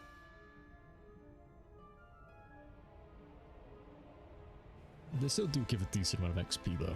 It's just the matter of actually getting it up to Mega means you need it. This is the right place, but there's no sign of Cinder. It means you need every single XP point you can possibly squeeze out of it. Okay, is that all? You remove a sample of crystal. I think that's all the sample crystals.